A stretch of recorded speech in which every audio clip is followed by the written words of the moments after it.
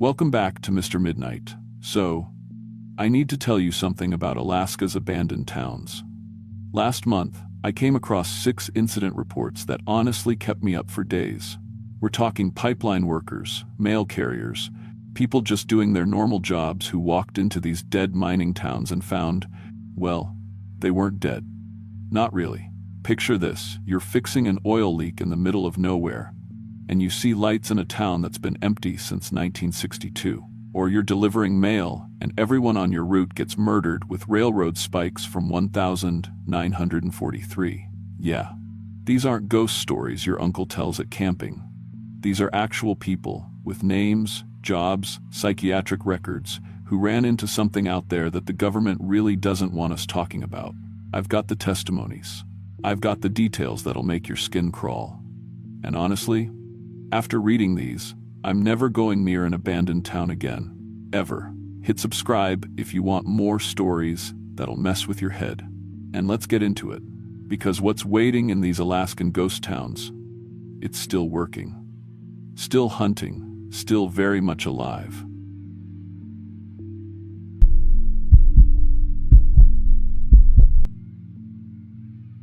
My name is Marcus Chen, and I've been working oil pipeline maintenance in Alaska for 18 years.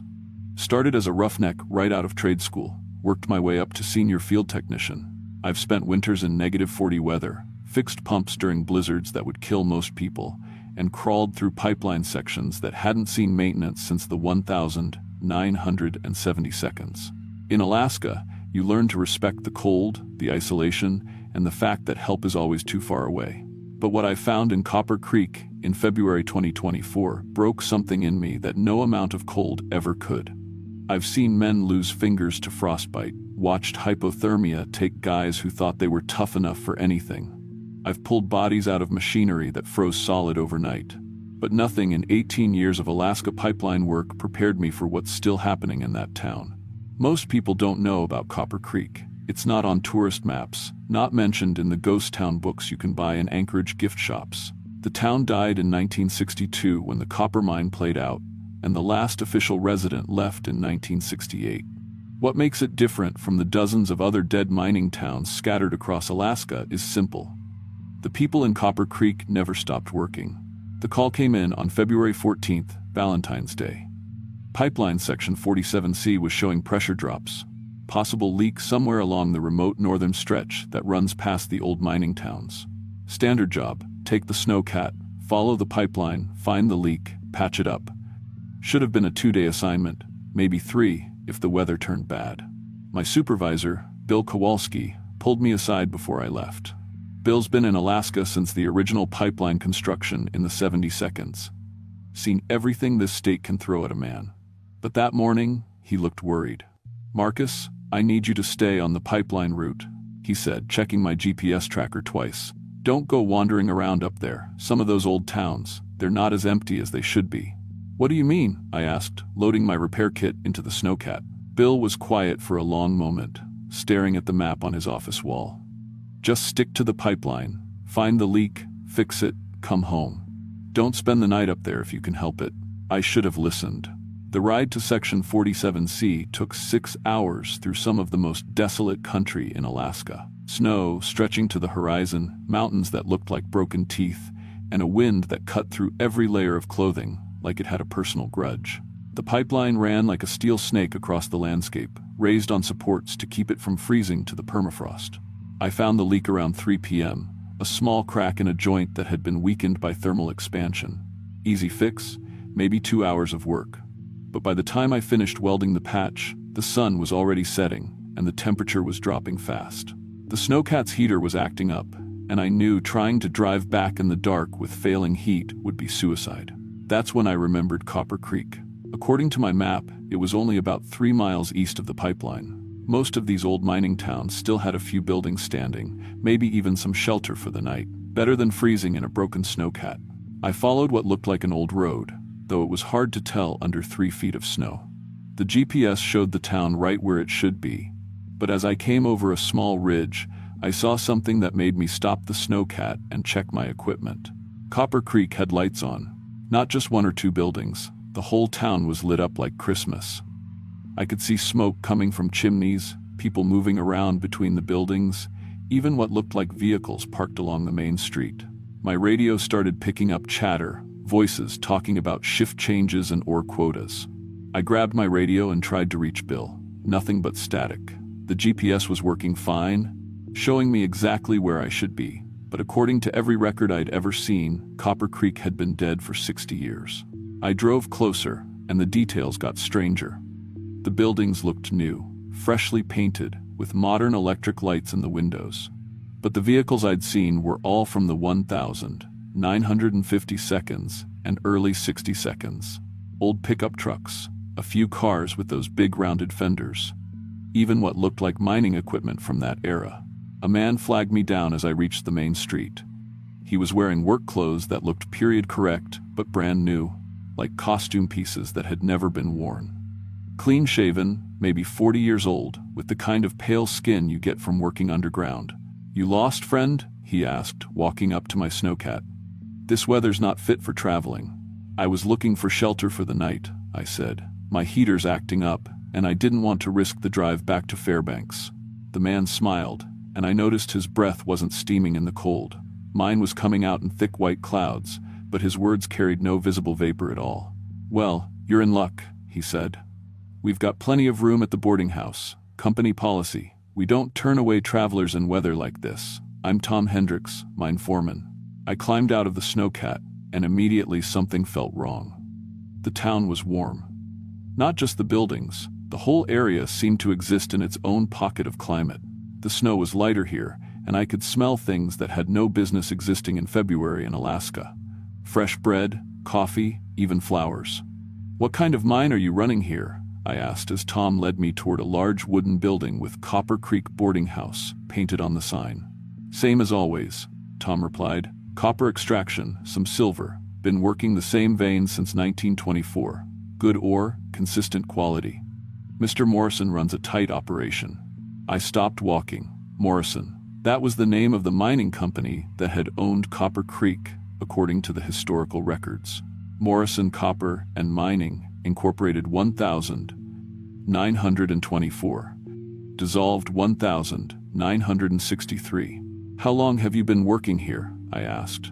Tom thought about it for a moment, like it was a hard question. "Started in '58, been here ever since. Good steady work, fair wages. Not many places left where a man can make an honest living underground." Inside the boarding house, everything was exactly what you'd expect from a 1950s mining town. Clean but simple furniture, a big wood stove throwing heat, oil lamps mixed with electric lights, but all of it looked too new, too perfect. Like a museum exhibit that someone had decided to live in.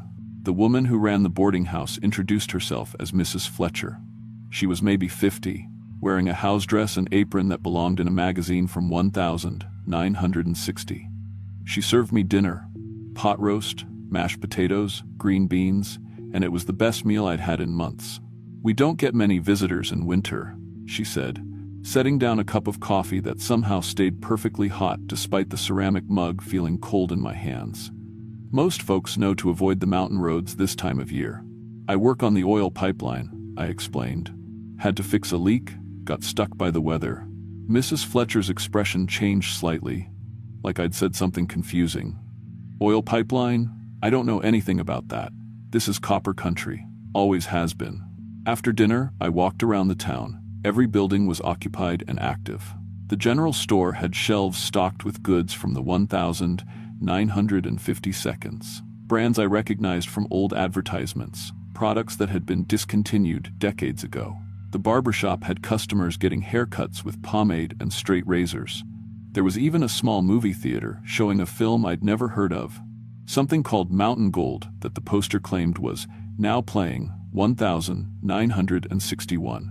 But it was the mine itself that made my skin crawl. The entrance was a large tunnel cut into the mountainside, with rail tracks leading in and out. Modern electric lights illuminated the opening, and I could hear the sounds of active mining. Drills, machinery, men shouting instructions. A steady stream of ore cars came out of the tunnel, filled with copper ore that gleamed in the artificial light. I checked my watch. 11:30 p.m. Who runs a mine at midnight in February in Alaska? That's when I noticed the workers coming off the night shift. They walked out of the mine in a steady line, maybe 30 men, all carrying lunch pails and wearing hard hats. They looked tired but satisfied, like men finishing an honest day's work. But none of them were breathing visible vapor in the cold air. I followed a group of them toward the boarding house, staying in the shadows. Their conversation was normal work talk, complaining about a difficult vein, discussing plans for the weekend, arguing about baseball teams, but something was off about their voices. They sounded flat, like recordings played at slightly the wrong speed. One of them mentioned the date, February 14th, 1962. Good thing this cold snap is breaking. I ran back to my snowcat and grabbed my phone. No signal, which was normal for this area. But the GPS was still working, and it confirmed what I already knew. I was in Copper Creek, Alaska, a town that had been abandoned for over 60 years. I spent that night in the boarding house, in a clean room with sheets that smelled like they'd been line-dried in summer sunshine. But I didn't sleep. Every few hours, I heard the mine whistle blowing, calling the next shift to work. And each time, I heard footsteps in the hallway, men heading out to work, jobs that shouldn't exist. The next morning, Mrs. Fletcher served me breakfast like she'd been doing it every day for decades. Eggs, bacon, fresh biscuits, coffee that tasted better than anything I'd ever had. But when I tried to pay her, she looked confused. Pay? This is company housing, Mr. Chen. Meals are included. Mr. Morrison takes good care of his employees. I don't work for Morrison Mining, I said. Of course you do, she replied, smiling. You've been here since 1958, same as Tom. Good steady work, fair wages. I grabbed my gear and headed for the snowcat, but Tom Hendricks was waiting for me. Where are you going? He asked. Shift starts in 20 minutes. Mr. Morrison doesn't like tardiness. I need to get back to Fairbanks, I said. I've got a job to get back to. Tom looked genuinely confused. This is your job, has been for years. Come on, I'll show you to your section. He started walking toward the mine, and I felt a pull to follow him. Not physical, but something deeper, like muscle memory I didn't have. Part of me wanted to go into that tunnel, find my assigned section, start working the copper veins like I'd been doing for years. But I fought it. I climbed into the snowcat and started the engine. As I drove away from Copper Creek, I looked back and saw Tom standing in the road, watching me leave with the saddest expression I'd ever seen on a human face. You'll be back, he called after me. They always come back. The drive to the pipeline should have taken an hour. It took me 4. 3 times, I found myself taking wrong turns that led me back toward Copper Creek. The GPS kept trying to recalculate routes that would take me back to town. And every mile I drove, the pull got stronger. The feeling that I was making a terrible mistake, abandoning my real job, my real life. When I finally reached the pipeline, my phone immediately picked up signal. 17 missed calls from Bill Kowalski, all from the last hour. I called him back. Jesus Christ, Marcus, where have you been? He shouted. Your GPS tracker went dead yesterday afternoon. I've had search and rescue looking for you all night. My GPS was working fine, I said. I was in Copper Creek. Long silence on the other end. Marcus, Bill said finally, his voice very quiet. Copper Creek is gone, has been since the 60 seconds. I drove up there myself when you went missing. There's nothing there but foundation stones and collapsed buildings. I drove back to Fairbanks, filed my report, and took a week off. But I couldn't stop thinking about Copper Creek. The warm air, the fresh coffee, Mrs. Fletcher's pot roast. The feeling of belonging somewhere, of having work that mattered. I started researching the town's history. Morrison Copper and Mining had operated there from 1924 to 1962. The mine had been profitable until a cave-in killed 37 workers on February 14, 1962. After that, the company couldn't keep workers. People reported strange accidents, tools that moved by themselves, voices calling them into dangerous areas of the mine. The final closure came in 1963 when the remaining workers simply disappeared. All of them, 12 men who went into the mine for a regular shift and never came out. Search teams found no bodies, no signs of cave-ins or gas leaks. The men had just vanished. But what bothered me most was the personnel records. I found them in the Alaska State Archives, and there it was. Marcus Chen, hired February 1958 as an equipment maintenance specialist. 5 years before I was born. I went back 3 weeks later, told Bill I was checking pipeline section 48A, which was close enough to Copper Creek to make the story believable. But I had to see if it was real, if the town was still there. I found it easily this time. Like I'd been driving those roads all my life. The town was exactly as I remembered, warm, welcoming, alive with activity. Tom Hendricks greeted me at the town limits, like he'd been waiting. "Welcome back, Marcus," he said. "Your section's been waiting for you. We've got some equipment that needs your expertise." This time, I didn't resist. I followed him into the mine. The tunnels were vast, well-lit, and warm despite being carved into permafrost. Electric lights ran along the walls, and the air circulation was better than any modern mine I'd ever seen. My section was a machine shop, fully equipped with tools and equipment from the 1,950 seconds that worked perfectly.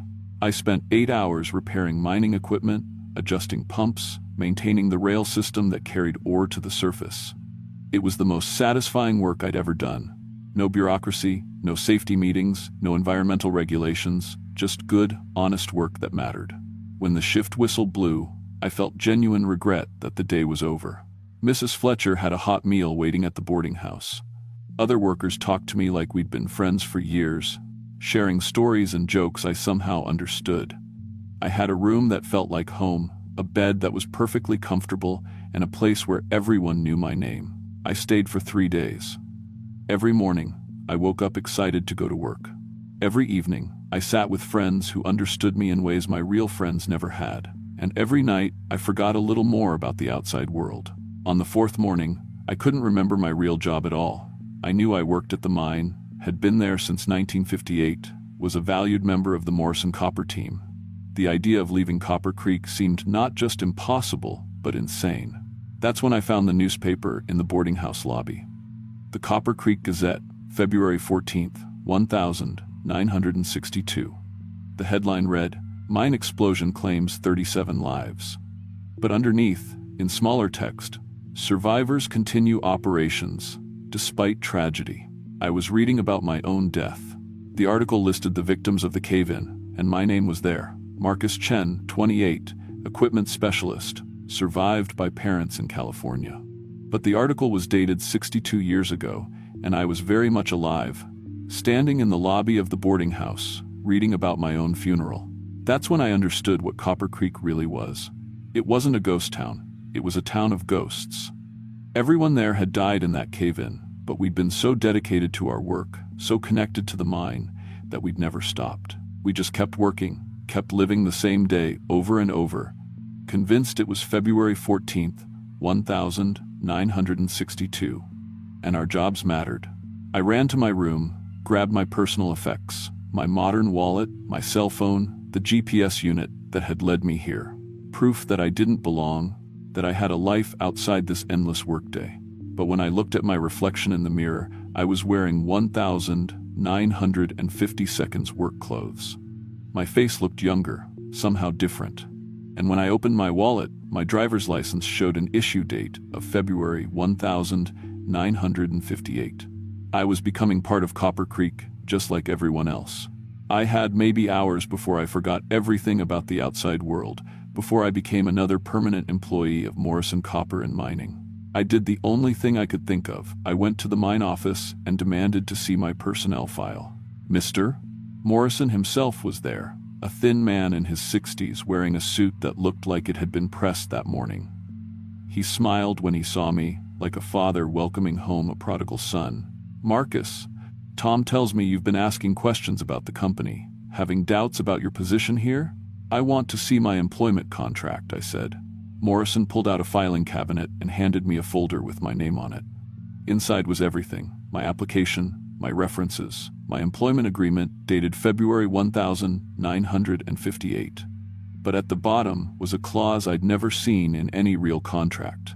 Employee agrees to maintain employment with Morrison Copper and Mining in perpetuity, regardless of physical status or temporal circumstances. Termination of contract requires unanimous consent of all active employees. "What does this mean?" I asked. Morrison's smile never wavered. It means we take care of our own, Marcus. Forever. No layoffs, no terminations, no retirement. Just good steady work until the end of time. But I'm not dead, I said. I have a real job.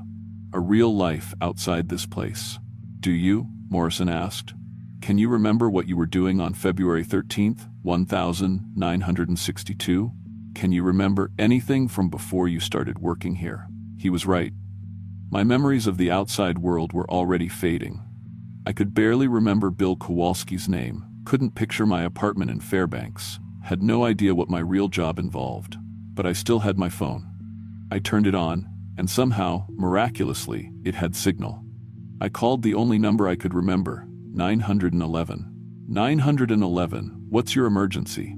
I'm trapped in Copper Creek, I said.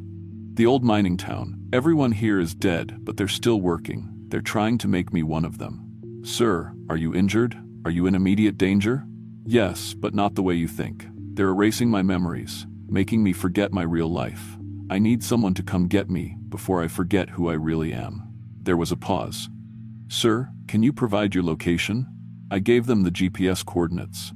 But even as I spoke, I could see Morrison shaking his head sadly. They won't find you, Marcus, he said.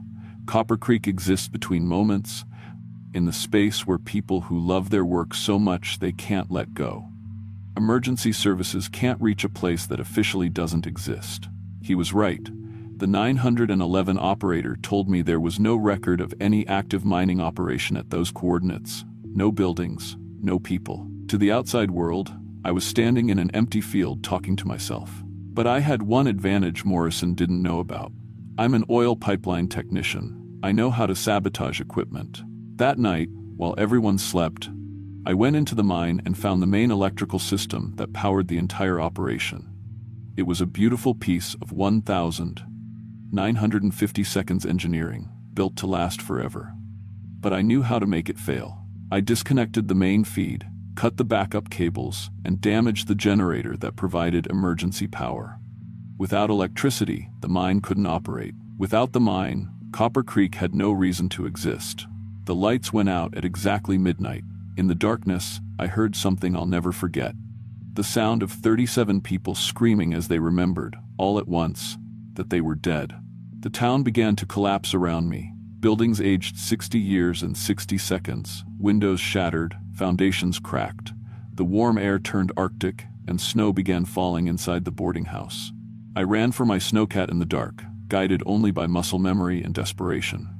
Behind me, I could hear Morrison calling my name, begging me to come back, promising me steady work and good wages forever. But I kept running.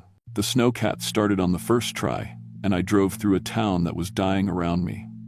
Buildings collapsed into snow-filled ruins, roads turned back into wilderness, and the mine entrance sealed itself with falling rock. By the time I reached the pipeline, Copper Creek was gone. When I looked back, there was nothing but empty wilderness under the Aurora Borealis. I filed my report, took early retirement, and moved to Florida. I told Bill Kowalski that I'd had a breakdown, that the isolation had gotten to me. He was understanding. Alaska burns out a lot of good men, but every night I dream about the mine. I dream about work that mattered, about friends who understood me, about a place where I belonged. In my dreams, Tom Hendricks is waiting for me at the town limits, smiling and asking when I'm coming back to work.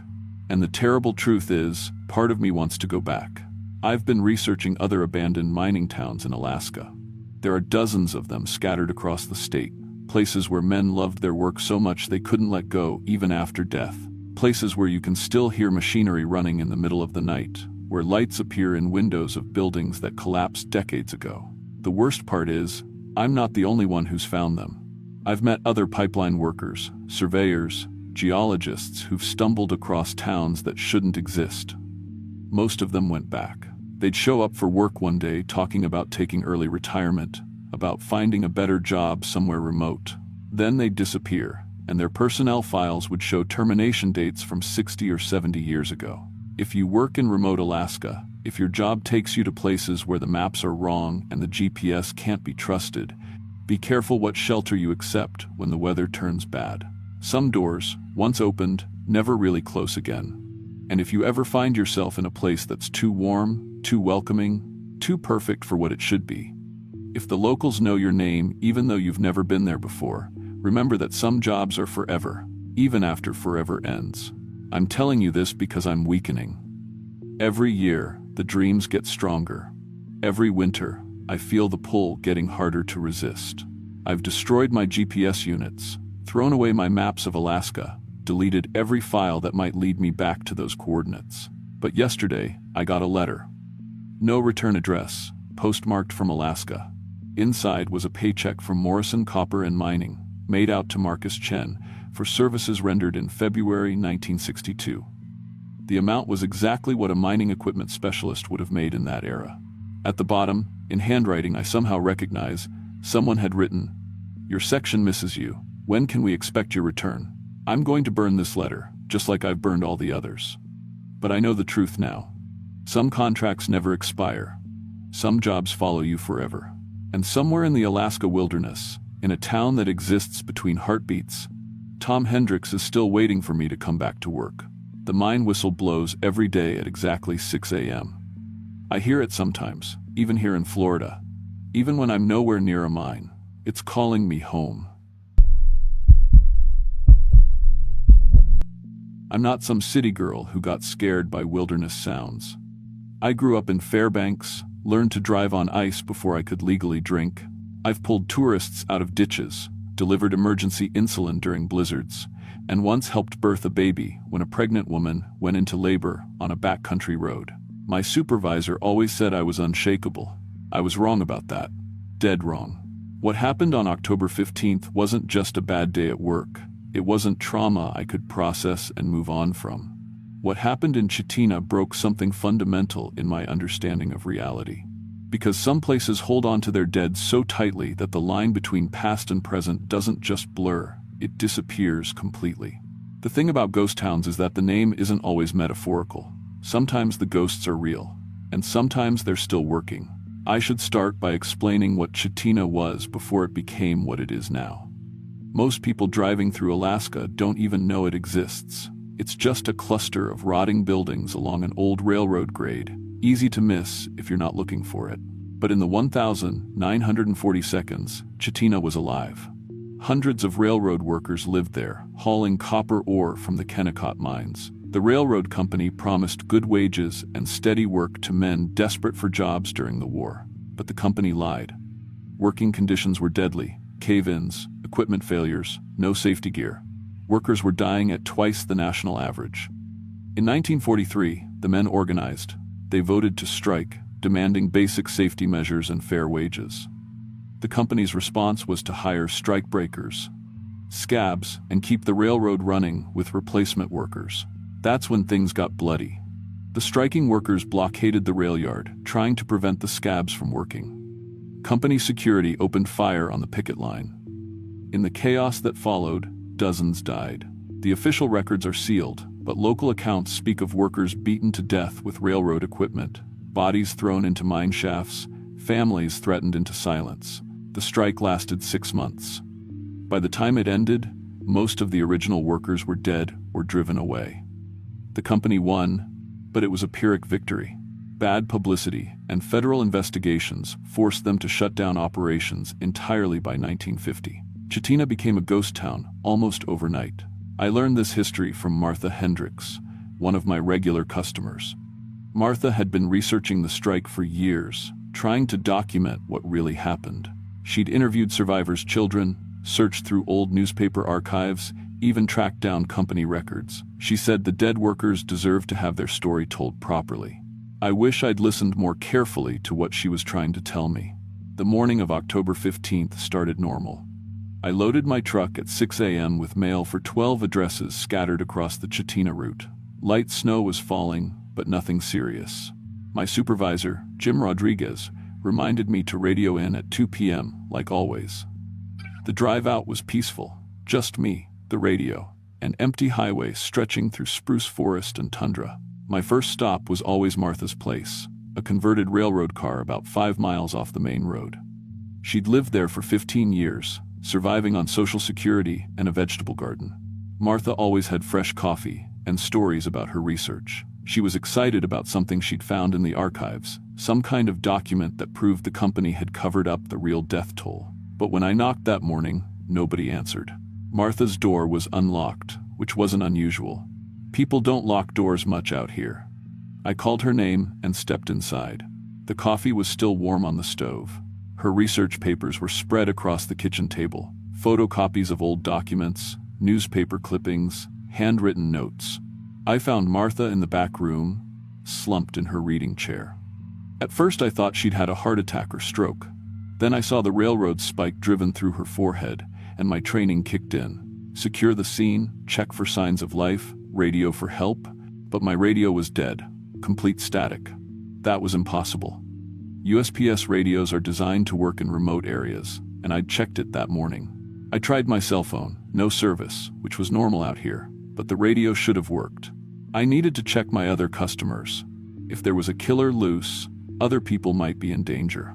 That's what I told myself as I drove to the next address, hands shaking so badly I could barely steer. The truth was, I couldn't process what I'd seen. My brain was protecting itself by treating it like a work problem I needed to solve. Bob Yamamoto lived 2 miles down a winding dirt track. Retired fisherman, lived alone, got mostly medical bills and pension checks. I'd been delivering to Bob for 3 years.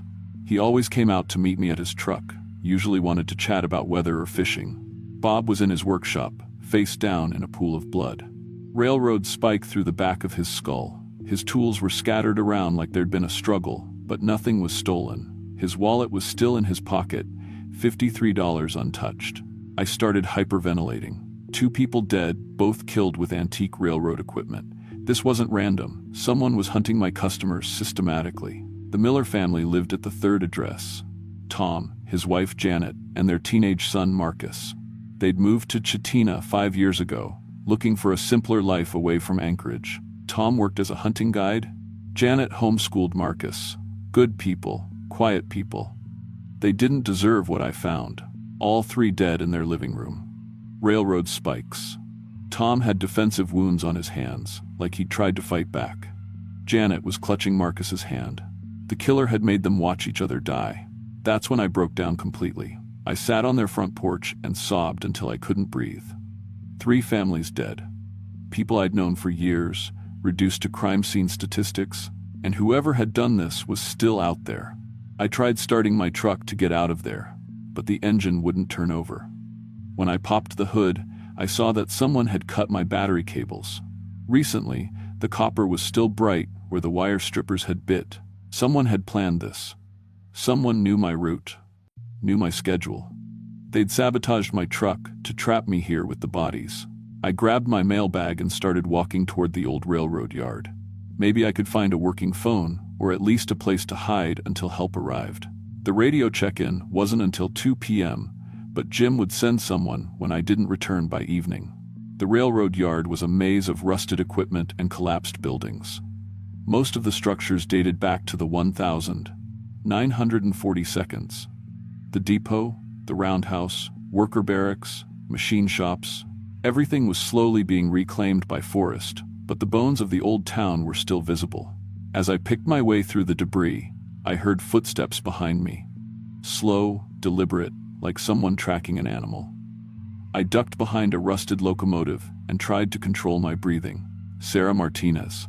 The voice came from my radio, crystal clear, despite the static that had been blocking everything else. Sarah Martinez. You're crossing the line. I clicked the transmit button with shaking fingers. Hello? This is Sarah Martinez, postal carrier badge 1847. I need emergency assistance. Multiple homicides at Chitina route addresses. You scabs are all the same, the voice continued, ignoring my plea. Crossing our lines, taking our jobs, breaking our strike. We voted fair and square. Nobody works until the company meets our demands. The voice was male, older, with an accent I couldn't place. But the content made no sense. What strike? What line was I crossing? That's when I saw him. Edgar Kowalski, shambling through the rail yard with a cloth bag in one hand and a railroad hammer in the other. I'd been delivering Edgar's mail for 3 years, though he rarely came to the door. He lived in a shack near the old depot, surviving on disability checks and whatever he could scavenge. People said he'd worked railroad somewhere before coming to Chitina, but he kept to himself. Edgar looked different now. His usual confusion was replaced by focused purpose, and his eyes had a flat, empty quality I'd never seen before. "Edgar," I called out, stepping into view. "Thank God someone's alive. We need to call for help. Someone's killing people." He turned toward me slowly, and when he smiled, ice formed in my stomach. "Found another one," he said to someone I couldn't see. "Young woman, probably new. They're getting bolder about crossing the line." "Edgar, I think you're confused. I'm Sarah, your postal carrier. I've been delivering your mail for years." "My mail?" He laughed, a sound like rusted machinery. "I don't get mail, Scab. None of us do. Company stopped paying us 6 months ago. But we're still here. Still working, still fighting." In Edgar's mind, it wasn't 2023. It was 1943, and he was a striking railroad worker defending his picket line. Somehow, his delusion had turned me into the enemy, a strikebreaker threatening his livelihood. But Edgar wasn't alone. As I watched in growing horror, translucent figures began materializing around him. Men in 1942 work clothes, carrying railroad tools, pointing at me and whispering in Edgar's ear. Their faces were twisted with anger that had been festering for 80 years. The ghosts of Chitina's striking workers, still fighting a battle they'd lost decades ago. I backed away slowly, but Edgar was already moving to cut off my escape. The ghost workers spread out in formation, herding me like a pack animal. They couldn't touch me directly, but they could direct Edgar with tactical precision. "Edgar, listen to me. The strike ended in 1943. Those men died 80 years ago. You're sick. You need help." "Help?" Edgar's voice cracked. "We don't need help. We need justice. We need the company to pay for what they did to our families." One of the ghost workers leaned close to Edgar's ear, and Edgar nodded grimly. "Billy says, you've been talking to that old woman. The one with all the papers. Says she's been spreading lies about us, trying to make people forget what really happened here." My blood turned to ice. They meant Martha. Her research into the strike had somehow attracted their attention. "She's been documenting the truth," I said, "trying to make sure people remember your sacrifice." "Truth?" Edgar spat. "Her truth says we lost. Says the company won, and we all just gave up. But we're still here, aren't we? Still fighting." I realized the horrible logic of the situation. The ghost workers were trapped in the moment of their defeat, convinced the strike was still ongoing. Anyone who entered their territory became a potential scab, and Edgar, in his deteriorating mental state, had become their instrument of vengeance. But they weren't just killing randomly. They were targeting people who represented modern life moving forward without acknowledging their sacrifice. Martha with her historical research, Bob with his retirement pension, the Miller family with their comfortable retreat from city life, all of them living normal lives while the ghost workers remained trapped in eternal protest. Edgar started walking toward me, raising the hammer. The ghost workers moved with him, translucent but somehow solid in the cold air. I turned and ran deeper into the railroad yard, Edgar's footsteps pounding behind me. The old buildings were like a maze, and I quickly got turned around. Every shadow looked like Edgar, every sound like footsteps. The ghost workers seemed to know the layout perfectly, appearing ahead of me to block escape routes, driving me toward the rail tunnel. I ducked into the old depot building and tried to catch my breath. Through broken windows, I watched Edgar searching methodically, the ghosts directing his movements with pointing gestures and whispered instructions. They'd been practicing this hunt for 80 years. My watch read 1:30 p.m., half an hour until my scheduled radio check-in. If I could survive until then, Jim might send help when I didn't respond. But as I watched Edgar's systematic search, I realized something that made my stomach drop. This wasn't random violence. It wasn't even just about the strike. Edgar and the ghosts were recreating something specific, the massacre that had ended the labor dispute in 1943. According to Martha's research, the final confrontation had taken place in the rail tunnel. Company security had trapped striking workers inside and collapsed both ends, claiming it was an accident. The workers had been buried alive, their bodies never recovered. Edgar was leading me toward that same tunnel. He was going to finish what started 80 years ago. I snuck out the back of the depot and made my way toward the tunnel entrance. If I could get through it before Edgar caught up, I'd come out near the main road. But the tunnel was dark, narrow, and I could hear Edgar getting closer. As I reached the entrance, the temperature dropped 30 degrees in seconds. My breath came out in white clouds, and frost began forming on the steel rails. The ghost workers were manifesting more strongly, drawing energy from my fear. I pulled out my flashlight and started into the tunnel. The beam revealed old rails disappearing into darkness, rotting railroad ties, and something else, scattered bones along the tunnel walls. The remains of the workers who died here in 1943. Still wearing the fragments of work clothes, still clutching railroad tools. Their skulls showed signs of blunt force trauma. They hadn't died in a collapse. They'd been murdered. And they were still angry. Behind me, Edgar entered the tunnel. His voice echoed off the walls. "End of the line, scab. Time to pay for what you did to us." The ghost workers materialized fully now, their rage giving them substance in this place where they died. But they didn't attack me directly. Instead, they formed a circle, trapping me in the center of the tunnel while Edgar approached with the hammer. "We voted," Edgar said, his voice mixing with a dozen ghostly whispers. "Fair and square. Nobody crosses the line. Nobody breaks our strike." I realized I was going to die here, in this tunnel, just like the workers in 1943. Beaten to death with railroad tools and left to rot in the darkness. Another casualty of a war that should have ended decades ago. But then I remembered something Martha had told me. Something about documents she'd found, proof the company had covered up the truth. What if the ghost workers were trapped not just by anger, but by incomplete information? "Edgar, wait!" I shouted as he raised the hammer. "The strike didn't fail. You won." He paused, confusion flickering across his face. "Martha found the real records," I continued, backing against the tunnel wall. "The company gave in to all your demands. Safety regulations, wage increases, union recognition. But they covered it up, made it look like you'd lost." The ghost workers were listening now, their circle of rage wavering. The families sued after the massacre. The company paid millions in settlements. Your deaths exposed their corruption, forced federal investigations. Workers' safety laws were changed because of what happened here. "You're lying," Edgar whispered, but his voice lacked conviction. "Check Martha's research. She documented everything. The memorial they built in 1950, listing all your names. The safety regulations passed in your honor. You didn't die for nothing. You changed everything." The cold air began to warm. Some of the ghost workers were fading, their anger finally beginning to dissolve.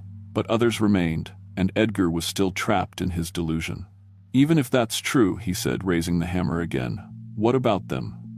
What about the people The people who?" For the first time, sanity flickered in Edgar's eyes. He saw me clearly, not a 1,943 strikebreaker, but Sarah Martinez, the postal worker who'd been bringing him mail for 3 years.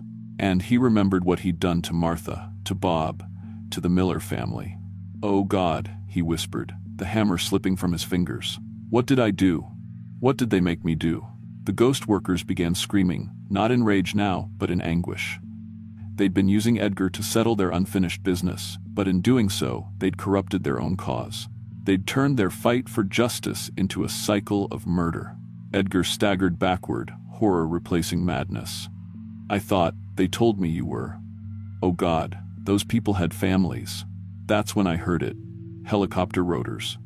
Jim had sent search and rescue when I missed my check-in, but Edgar heard it too, and panicked. The approaching help meant he'd have to face what he'd done. He turned and ran deeper into the tunnel, toward a section I could see was structurally unsound. Decades of water damage and frost heave had weakened the overhead supports.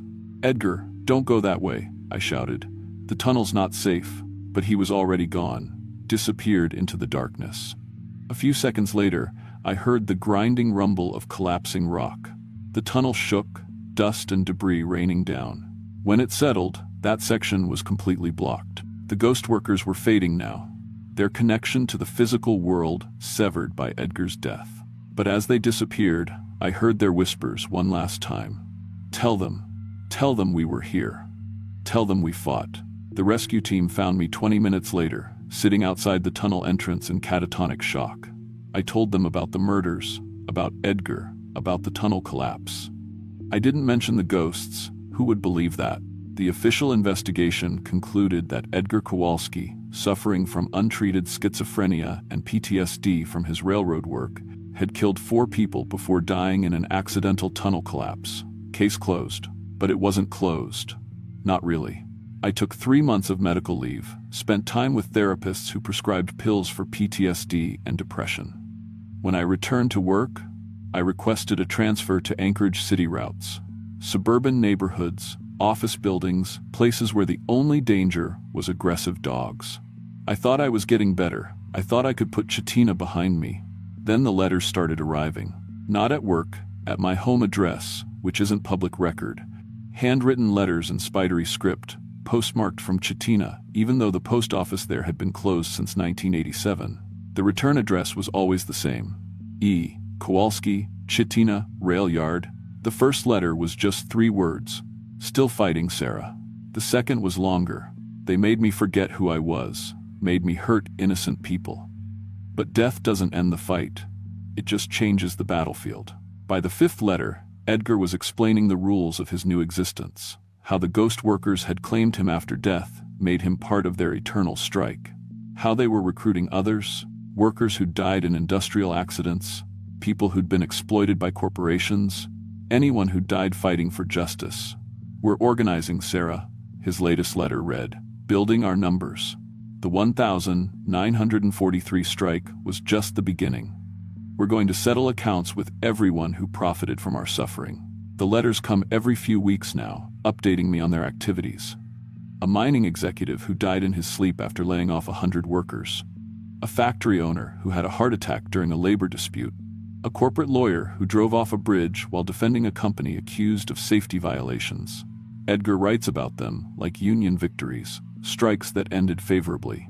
He's still trapped in that 1943 mindset, still fighting a war that should have ended decades ago. But now he has an army of the industrial dead, and they're settling scores across the entire country.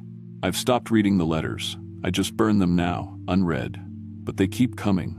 Last month, my new supervisor asked if I'd consider taking a special assignment, delivering mail to some remote mining communities up north. Good pay, chance for promotion, opportunity to use my experience with rural roots. I declined, because I know what's happening in those remote places. Edgar and his ghostly union are recruiting, building their strength, preparing for something bigger. And postal workers like me are their messengers, spreading their influence to new territories. The truth about Chitina isn't that it's a ghost town. It's that it's become a base of operations for the industrial dead. They're still fighting, still organizing, still settling accounts with the living world that forgot their sacrifice. And they're winning. I don't work for the Postal Service anymore. I quit last month, couldn't handle the stress. Every remote address looked like a potential trap. Every isolated customer, a possible victim. I'm working retail now, in a busy mall, surrounded by people and security cameras. But Edgar's letters still find me. Wherever I move, whatever address I use, they arrive like clockwork. Yesterday's letter had a single sentence that made my blood freeze. Thanks for spreading the word, Sarah. The strike is going national. I don't know what that means. I don't want to know. But I can't stop thinking about all those remote addresses I've delivered to over the years. All those isolated workers, forgotten communities, places where people died fighting for basic rights. If you work in industry, if you're responsible for worker safety, if you've ever crossed a picket line or ignored a union vote, you need to understand something. The dead remember. They're organized now. And they're coming to collect what they're owed. The strike that started in Chitina in 1943 never really ended. It just went underground, recruiting the industrial dead, building toward something that will make that first massacre look like a minor labor dispute. Don't go to ghost towns in Alaska. Don't take jobs in remote industrial sites. Don't cross picket lines, and don't ignore worker safety. Because the dead are watching, they're organizing, and Edgar Kowalski is their shop steward now. The union of the industrial dead is real, and they're stronger than ever. I should know. I helped deliver their message across half the state. Some routes should never be finished. Some messages should never be delivered. But it's too late now. The letters are spreading, the network is growing, and the final strike is coming. God help us all when it arrives.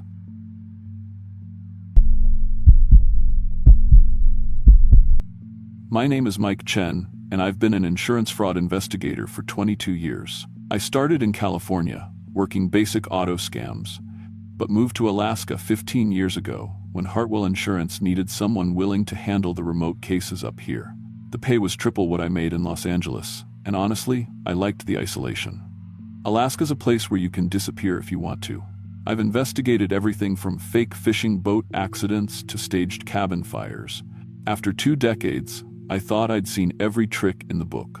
But what happened last month in Coldfoot changed everything I thought I knew about my job and about who I really am. I should start at the end, because that's where this story really begins.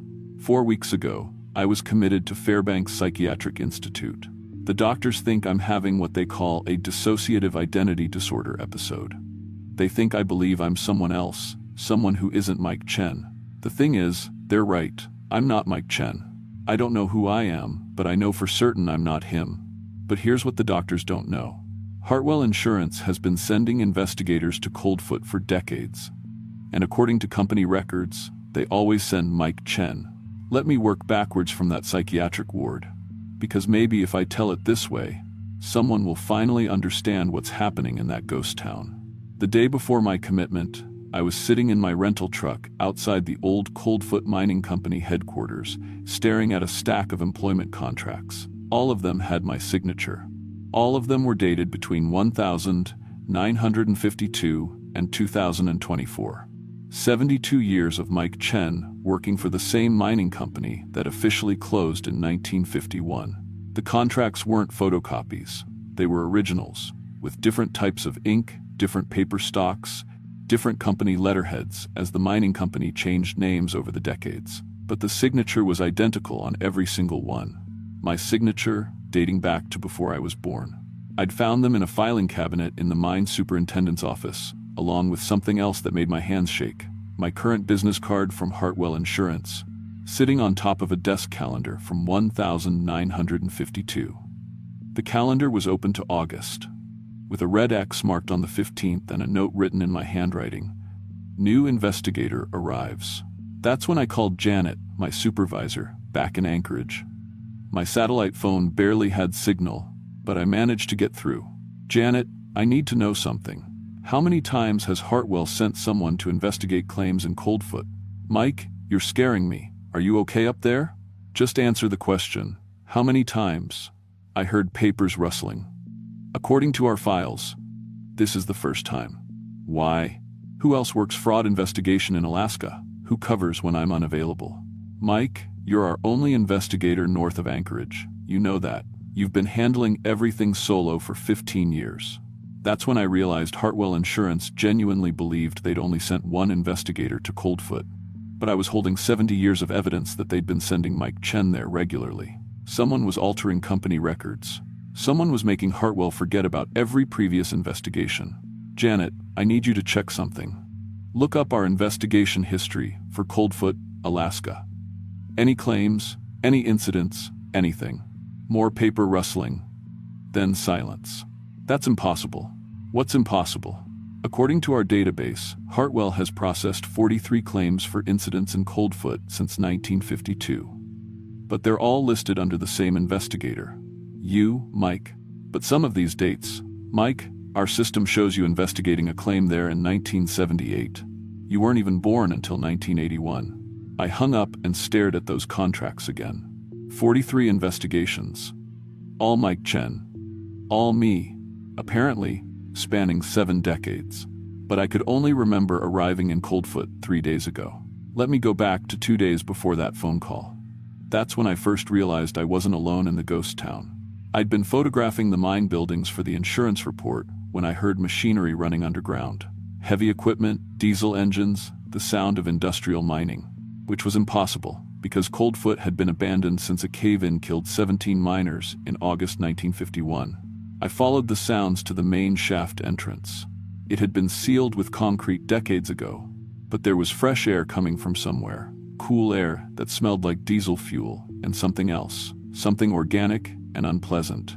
I found the source a quarter-mile west of the main buildings, a service tunnel that wasn't on any of the maps I'd brought. The entrance was hidden behind a collapsed equipment shed, and it was definitely in use. There were fresh tire tracks in the mud, and electric lights strung along the tunnel walls. I called down into the tunnel. "Hello?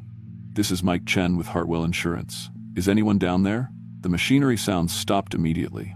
Complete silence. Then I heard footsteps. Someone walking up from the depths, their boots echoing off tunnel walls. The footsteps got closer, and I could see a headlamp beam bouncing off the tunnel walls. When the figure emerged, I dropped my camera. It was me.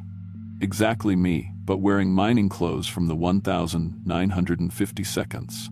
Same face, same build, same scar on my chin from when I fell off my bike as a kid. But older somehow, weathered, with the kind of deep tan you get from spending decades underground. "You're early," he said. His voice was my voice, but with a slight accent I didn't recognize. Usually takes Hartwell 4 or 5 years between investigations. "Who are you?" I managed to ask. "I'm Mike Chen, the real Mike Chen. I've been working this mine since 1951. He pulled off his hard hat, revealing my exact hairline, my exact facial structure. "I died in the cave-in, but the company never processed my death benefits, so I kept working, waiting for an insurance investigator to come resolve my claim. That's impossible. I'm Mike Chen." He shook his head. "You're just borrowing my identity. Hartwell always sends Mike Chen to investigate supernatural claims. It's policy. But there's only one real Mike Chen, and I need my life back." That's when he showed me the original contract. A 1951 employment agreement between Michael Chen and Coldfoot Mining Company. The signature matched mine exactly. "Every few years, Hartwell sends someone new," he explained. "Always an insurance investigator. I take their identity, use their credentials, live their life for a while. Then I come back here and wait for the next one." What happens to the investigators?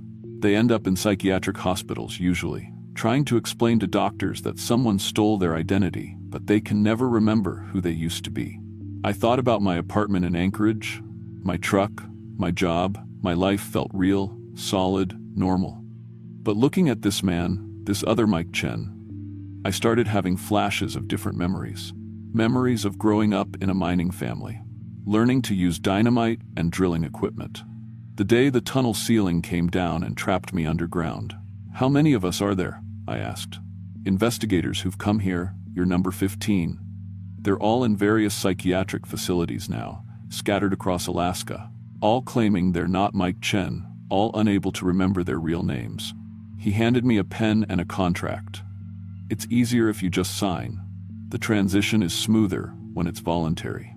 I looked at the contract. It was a standard life insurance claim form, but instead of beneficiary, it said identity transfer recipient. What if I don't sign? Then you'll spend the rest of your life living someone else's existence. You'll always feel like something's wrong, like you're pretending to be someone you're not, because you are. That night, I stayed in my truck outside the mine buildings. I couldn't stop thinking about what he'd said. I called Janet again, asked her to email me my employment records. What she sent me was terrifying. According to Hartwell's files, Mike Chen had been hired in 2009, but I clearly remembered being hired in 2018. Either their records were wrong, or my memories were. I also noticed something else in the files, a photograph of Mike Chen from 2009. It was definitely me, but wearing different clothes, with a different haircut. I looked younger, but not 9 years younger. I looked like a different person who just happened to have my exact face. Now let me go back to the beginning. 4 days ago, when I first drove into Coldfoot, the town sits about 60 miles north of the Arctic Circle, built around a gold mine that operated from 1949. 1951. Population at its peak was maybe 300 people. Now it's 0, unless you count the caribou. I was there because of a claim filed by Aurora Development Corporation. They'd bought the mineral rights to restart mining operations, but their survey crew was reporting supernatural interference. Equipment failing, strange voices underground, workers claiming to see miners in 1950 seconds clothing. Standard ghost story stuff. Aurora was probably looking for an insurance payout to cover cost overruns. The drive from Fairbanks took 8 hours, mostly on gravel roads that barely deserved the name. My GPS lost signal about 50 miles out, but the route was straightforward. Follow the pipeline road north until you can't anymore. Then follow mining access roads until you find the ghost town. I'd been to plenty of abandoned settlements in Alaska. Most of them are depressing collections of collapsed buildings and rusted equipment. Coldfoot was different. It looked preserved, like everyone had just stepped out for lunch. The main street had a general store, a post office, a small church, and about 30 houses. All the buildings were intact, with glass still in the windows and paint that looked fresh despite supposedly sitting empty for 70 years. There was even laundry hanging on lines behind some houses, though it was stiff with frost. I parked outside the mining company headquarters and started photographing everything for my report. The building was unlocked, which wasn't unusual for remote Alaska, but the inside was what got my attention. The office looked operational. Papers on desks, coffee cups with residue still in them, calendars on the walls showing August 1951. But everything was covered with dust, like time had stopped at a specific moment. I was photographing the superintendent's office when I found the first employment contract with my signature. It was sitting on the desk, like someone had just signed it. The ink looked fresh. That's when I started hearing the sounds from underground. Machinery, voices, the general noise of an active mining operation. But according to every record I could find, Coldfoot Mine had been closed since August 15, 1951, the day 17 miners died in a tunnel collapse. I checked the company records more carefully. All 17 victims were listed, with their ages, next of kin, and final pay distributions. But there was something odd about the list. One miner was listed as missing, body not recovered. Michael Chen, age 24, employed since March 1951. That's when I realized the truth. Mike Chen had died in that mine cave-in, but his body was never found. For 70 years, he'd been waiting underground for someone to process his death benefits and insurance claim. But Coldfoot Mining Company went bankrupt after the cave-in. There was no one left to file the claim. So Mike Chen just kept working. And every few years, when insurance investigators came to check on supernatural claims at the mine, he took their identities and lived their lives. He used their credentials to file false claims, moving money through insurance systems, building a financial empire based on stolen lives. The Aurora development claim was just the latest. Mike Chen had filed it himself, using stolen identity information to lure another investigator to Coldfoot. I found evidence of the pattern going back to 1952. Mysterious insurance claims for supernatural incidents at Coldfoot Mine, all investigated by someone named Mike Chen, all resulting in payouts that were never traced to their ultimate recipients. Hartwell Insurance had been sending investigators to Coldfoot for decades, but their corporate memory kept getting erased. Every time an investigator disappeared, company records were altered to make it look like they'd never existed. The only constant was Mike Chen, who somehow maintained legitimate credentials despite being officially dead. I also found something else in those files: documentation of the psychiatric commitments. Every investigator who'd come to Coldfoot ended up in mental health facilities, claiming someone had stolen their identity. But they all looked exactly like Mike Chen, so the doctors assumed they were having delusional episodes. Fairbanks Psychiatric Institute alone had treated 6 different Mike Chens over the past 20 years. All insurance investigators, all with complete memory loss about their original identities. The real Mike Chen was running a sophisticated identity theft operation, using the isolation of Coldfoot and the supernatural reputation of the mine to cover his tracks. He'd steal an investigator's life, use their credentials for several years, then return to the mine when Hartwell sent someone new. But here's what I couldn't figure out. Who was I before I became Mike Chen?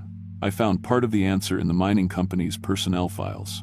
There was a folder labeled Replacement Documentation, containing driver's licenses, birth certificates, and social security cards for people I didn't recognize. All the paperwork had been professionally altered to show the name Mike Chen instead of the original names. I was looking through these when I found my own documents. A California driver's license for David Park, an insurance investigator from Los Angeles. The photograph was definitely me, but I had no memory of ever being David Park. According to the documents, David Park had been sent to investigate a claim in Coldfoot in 2018. He'd never returned to his office. His disappearance had been reported to police, but the investigation went nowhere because Alaska is a big state and people go missing in the wilderness all the time. But David Park hadn't gone missing. He'd had his identity stolen by a dead miner who'd been perfecting the technique for 70 years. I tried to remember being David Park. I focused on the photograph, the signature, the details in the file. Slowly, fragments started coming back. A girlfriend named Sarah who lived in Manhattan Beach, a small apartment near LAX. A cat named Tesla, a different job at a different insurance company. But the memories felt foreign, like they belonged to someone else. Mike Chen's life had overwritten David Park's completely. That's when I understood what the original Mike Chen had meant about voluntary transition.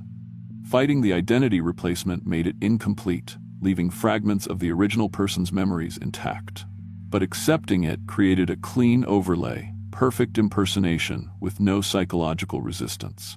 The 15 investigators before me had all fought the process. That's why they ended up in psychiatric facilities, unable to reconcile two sets of memories. I was the first one who'd figured out the system before signing the contract. I found Mike Chen that night in the mine tunnels. He was working a night shift, just like he had in 1951, using modern equipment that someone had been bringing to Coldfoot for decades. The tunnels were extensive, much larger than the original mine maps suggested. "You figured it out faster than the others," he said when he saw me. "Usually takes a few more days. How long have you been doing this?" "Since 1952. The first investigator came to look into reports of ghostly miners. I took his identity and lived in Anchorage for 3 years before coming back. And Hartwell doesn't notice that their investigators keep disappearing? I alter their records. Every few years, I use stolen credentials to access their computer systems and delete files, change employment dates, modify personnel records. It's easier now with digital files. Used to require breaking into physical offices. He showed me around the tunnels. There were living quarters down there, a fully equipped workshop, even a small library. Mike Chen had built himself an underground life, sustained by periodic identity theft. But why insurance investigators specifically? They have the best credentials for accessing financial systems, banks, insurance companies, government databases. An insurance investigator can move money around without raising suspicions. What about the psychiatric hospitals? The other Mike Chens? Collateral damage. I tried bringing them back here, letting them remember who they used to be, but they couldn't handle it. Most of them had complete psychological breaks. It's kinder to let them live in hospitals thinking they're confused about their own identity. He handed me the contract again. "Sign this, and you can go back to being David Park. I'll have the Mike Chen identity restored to its proper owner." I looked at the contract. All I had to do was sign, and I could reclaim my original life. But there was a problem. I barely remembered being David Park. Mike Chen's life felt more real to me than my original identity. What if I don't want to be David Park?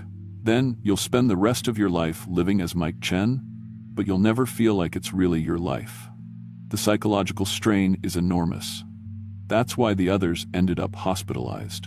And if I do sign, then David Park goes back to Los Angeles, resumes his old job, and Mike Chen stays here where he belongs.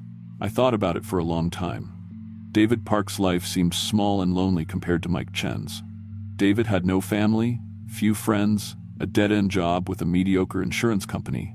Mike Chen had a career, a reputation, an interesting life in Alaska. But Mike Chen's life wasn't mine. It was stolen property. "There's a third option," I said finally. "What's that?" "I go back to Anchorage as Mike Chen, but I report what's really happening here.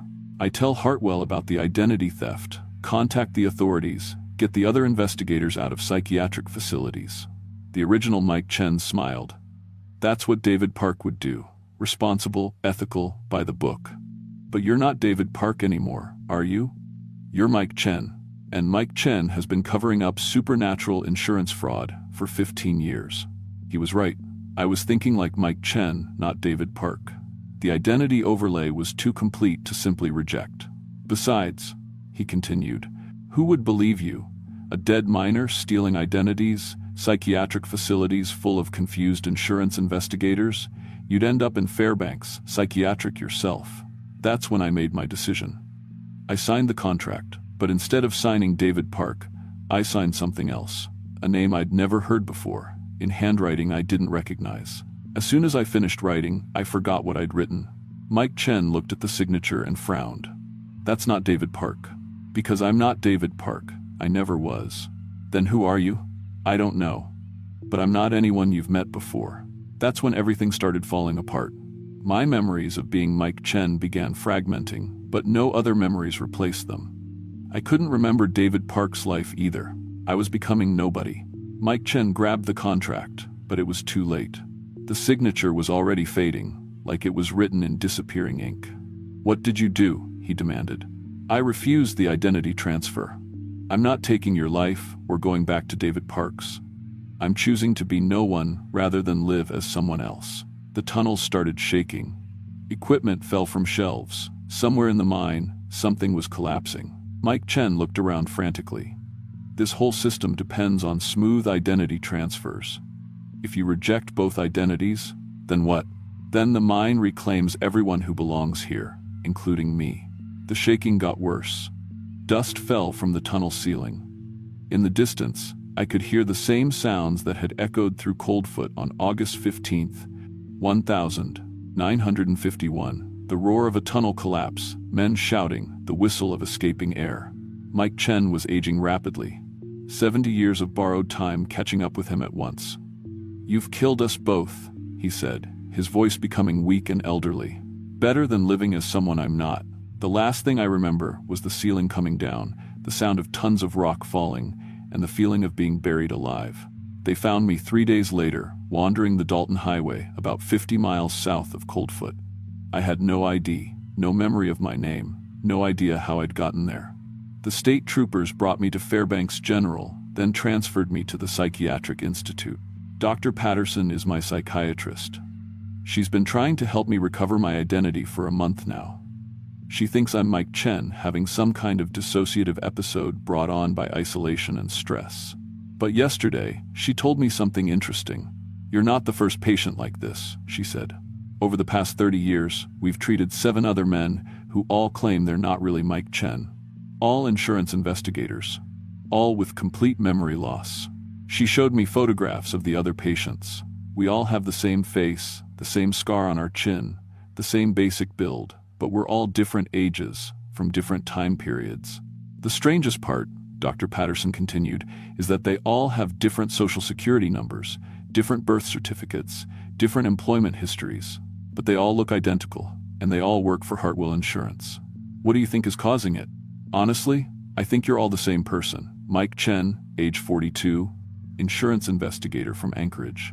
But somehow, your mind has created multiple distinct personalities, each believing they're a different person whose identity was stolen. She's wrong, but I can't prove it. The real Mike Chen is dead, buried in the Coldfoot mine collapse that happened 70 years ago and again last month. The identity theft system collapsed when I refused to participate. But here's what Dr. Patterson doesn't know. Yesterday, Hartwell Insurance called the hospital. They're sending a new investigator to check on Mike Chen's condition and determine if he's fit to return to work. According to the nurse who took the call, the investigator's name is Mike Chen, which means the system has started over.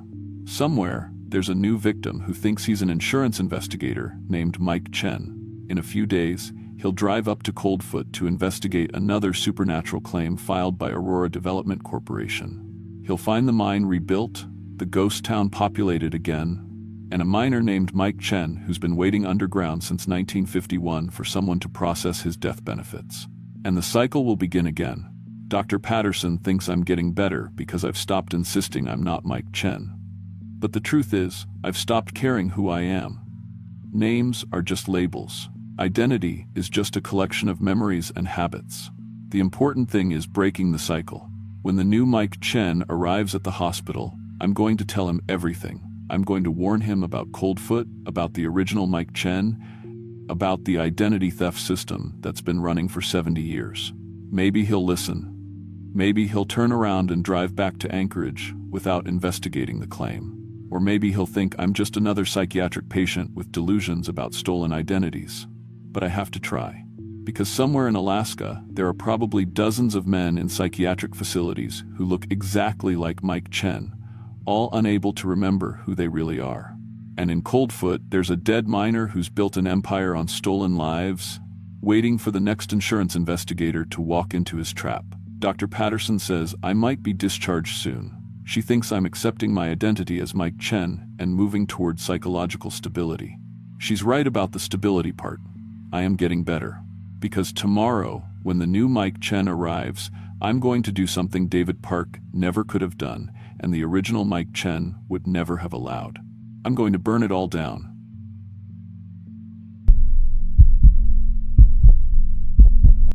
My name is Dr. Rachel Kim, and I need to tell you something that's been eating at me for 8 months now.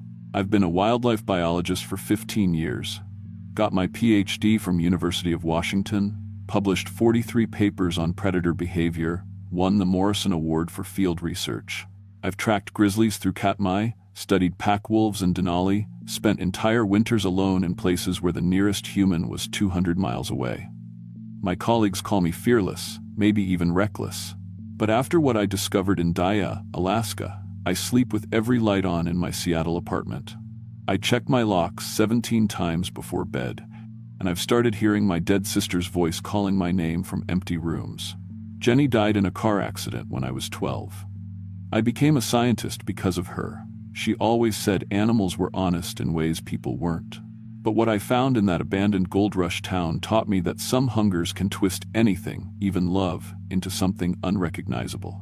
The assignment came through the Alaska Department of Fish and Game in late August.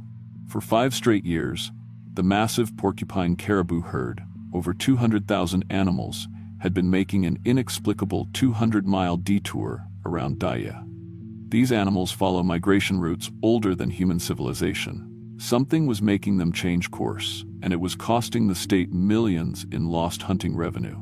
Daya sits at the end of the Chilkoot Trail, where gold seekers began their brutal journey to the Klondike in 1897. The town exploded from nothing to 3,000 people practically overnight, then died just as fast when the railroad reached Skagway. What most people don't know is what happened during the winter of 1897 to 98. Over 800 prospectors were trapped there when early blizzards blocked the passes. Supply ships couldn't reach them. By spring, only 127 were found alive. The official report said the others died of cold and starvation. But there were rumors, whispered accounts of things too horrible for newspapers. Accounts that families have kept buried for over a century. I drove the Klondike Highway from Skagway, my truck loaded with trail cameras, audio equipment, and enough supplies for 6 weeks. The road to Dia is barely maintained, just gravel and potholes cutting through dense coastal forest. As I got closer, I noticed the silence. No bird calls, no insects, even the wind seemed muted.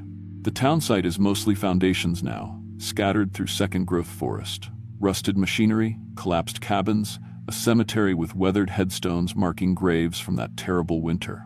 The National Park Service maintains one restored cabin for researchers. That's where I made my first mistake. I decided to stay in town instead of camping outside the historical boundary. My second mistake was dismissing the warnings. At Skagway's only grocery store, I met Robert Charley, a Tlingit elder whose great-grandfather had been a guide during the gold rush. When I mentioned Daya, his face went completely still. "Our people have stories," he said quietly, "about that winter, about what hunger can make people become." He told me that in traditional Tlingit belief, people who resort to eating human flesh don't just damage their bodies, they damage their spirits.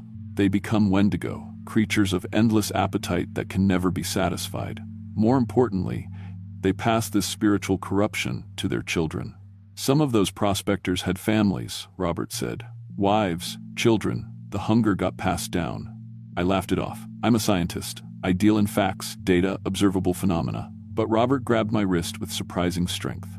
"Dr. Kim, your equipment might show you things, but some knowledge has a price. Once you see it, it sees you too." I set up my monitoring grid on September 15th. 20 trail cameras positioned throughout the town site, plus audio recorders and motion sensors. The caribou migration should have started within days. Instead, my cameras recorded absolutely nothing. No large mammals, no birds, not even small ground animals. The forest was empty of life. But on September 21st, at exactly 3:17 a.m. camera 12 triggered near the old cemetery. The footage showed a dark shape moving upright through the frame, too tall for human, too deliberate for bear. What made my hands shake was the purposeful way it moved, checking specific locations like it was following a patrol route. 7 other cameras triggered that same night, at 12-minute intervals. Whatever was out there was methodically examining my equipment. The tracks I found the next morning defied explanation. 18 inches long, clearly bipedal, but showing anatomical features that shouldn't exist. The toe impressions were elongated, almost claw-like. The stride length was impossible, over 7 feet between steps. But most disturbing was the depth. Whatever made these tracks weighed at least 500 pounds and moved with perfect balance across uneven terrain. I photographed everything, measured angles, took soil samples. My scientific training demanded logical explanation. But something deep in my gut, maybe some ancient prey instinct, was screaming at me to run. The voices started on September 24th. At 9 p.m., I heard crying from the old dock area. A child's voice, thin and desperate. "Mama, where are you? I'm so cold, Mama. Please come find me." My thermal imaging showed no heat signature in that direction. But the voice continued for almost an hour, sometimes pleading, sometimes just sobbing. The audio quality was perfect. Like a frightened 6-year-old was standing just outside my equipment range. The next night brought more voices. An elderly woman calling for her husband. A man screaming for help with what sounded like a broken leg. All completely human, all utterly desperate, all coming from empty forest. But on the third night, I heard Jenny. Rachel, is that you? I've been looking everywhere for you." My sister's voice, exactly as I remembered from 26 years ago. Same slight lisp on her S sounds, same way she drew out my name when she wanted my attention. I was halfway to the door before rational thought stopped me. Jenny was buried in Spokane. I'd put flowers on her grave 3 months ago. I called my supervisor, Dr. Martinez, using my satellite phone. The connection was terrible, full of static and what sounded like whispered conversations in the background. When I described the voices, he suggested stress-induced auditory hallucinations. Field researchers working alone sometimes experience perceptual disturbances. But then I heard his voice coming from outside my cabin. "Rachel, this is Martinez. I'm here to bring you home. Your research funding has been revoked. Please come outside so we can discuss this." I was still holding the satellite phone. Martinez was 500 miles away in Anchorage, probably sleeping in his own bed. Yet I could hear him clearly through my cabin walls, explaining that I needed to pack immediately and leave with him. My equipment registered no human presence outside. That's when I understood I was dealing with something that had learned to perfectly mimic human speech. But why these specific voices? How did it know about Jenny? About my relationship with Martinez? Over the following days, the voices became more sophisticated. They'd engage in conversations with each other, a mother calling for her lost child, then the child's voice responding from a different location. Multiple family members coordinating search efforts across the town site. But the timing was too perfect, the emotional responses too practiced. It was like listening to a play performed by actors who had rehearsed these roles for decades. On September 28th, I found the first body. The remains were in a small clearing that had once been someone's cabin site. The bones were clearly human, but showed trauma patterns I'd never seen. Bite marks from teeth that were too large, too sharp for any known predator. But more disturbing were the cut marks, precise butchering by something with advanced tool skills and anatomical knowledge. The victim's hiking gear was still there, barely weathered. His camera contained photos from just 6 weeks earlier, a young man documenting his solo hike of the Chilkoot Trail. The final photos showed the Daya town site at sunset. Then, nothing. I photographed the scene and called the Alaska State Police. They said they'd send investigators, but couldn't guarantee arrival for several days due to weather. I was told to secure the area and wait for backup. That night, my cameras captured something that shattered my scientific worldview. The footage from camera 15 showed a creature approaching through the trees. Nearly 9 feet tall, covered in dark fur or hair, but moving with fluid predator grace. When it stopped directly in front of the camera, I could see its face clearly. It had once been human. The skull structure was elongated, the jaw massively enlarged to accommodate rows of sharp teeth. But the eyes held unmistakable intelligence. End quote. Not animal cunning, but human consciousness adapted to something else entirely. It stared directly into the camera for almost 30 seconds, then carefully reached up and adjusted the angle, tilting it away from its patrol route. It knew exactly what my equipment was for. I spent the next day reviewing weeks of footage with growing horror. This thing had been studying me since my arrival. It knew my daily routines, where I collected water, when I checked my equipment. On several recordings, I could see it following me at distances of 100 to 200 yards, always staying just out of clear sight. But the worst realization came when I synchronized the audio recordings with the video timestamps. The voices always started when this creature was in a central location, equidistant from multiple speakers scattered throughout its territory. It wasn't mimicking human voices, it was conducting them. Directing a performance. There wasn't one creature. There was a family. My equipment started failing systematically on October 2nd. My satellite phone produced only static. My truck's engine had been carefully sabotaged, and engines, specific components removed by something that understood combustion engines.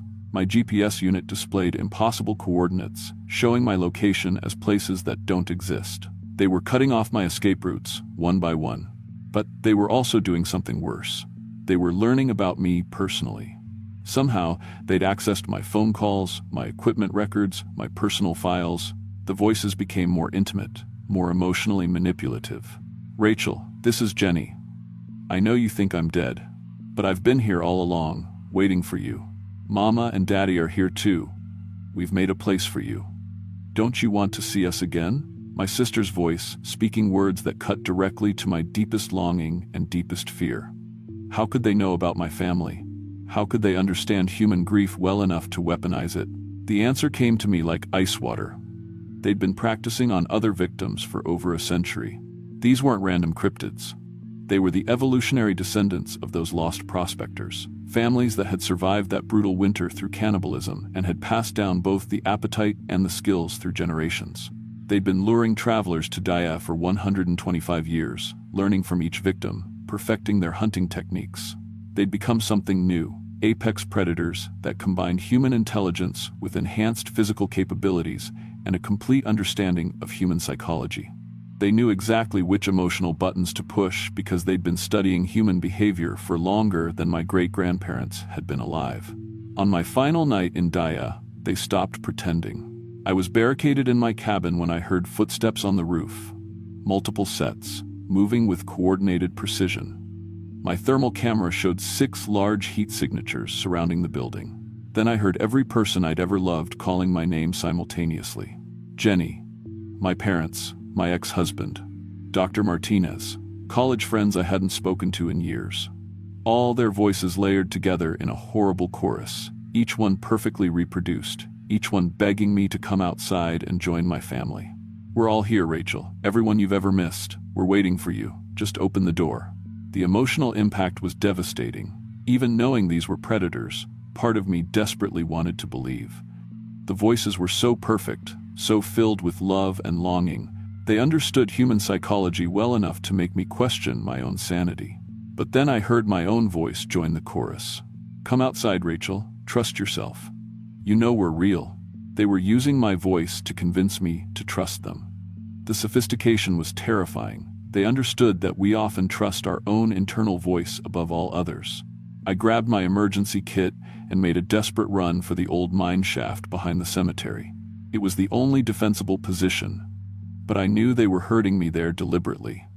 This was their hunting ground. They'd used it before. As I ran through the darkness, I could hear them communicating behind me, not with human voices, but with a complex series of clicks, whistles, and low-frequency calls that reminded me of whale songs.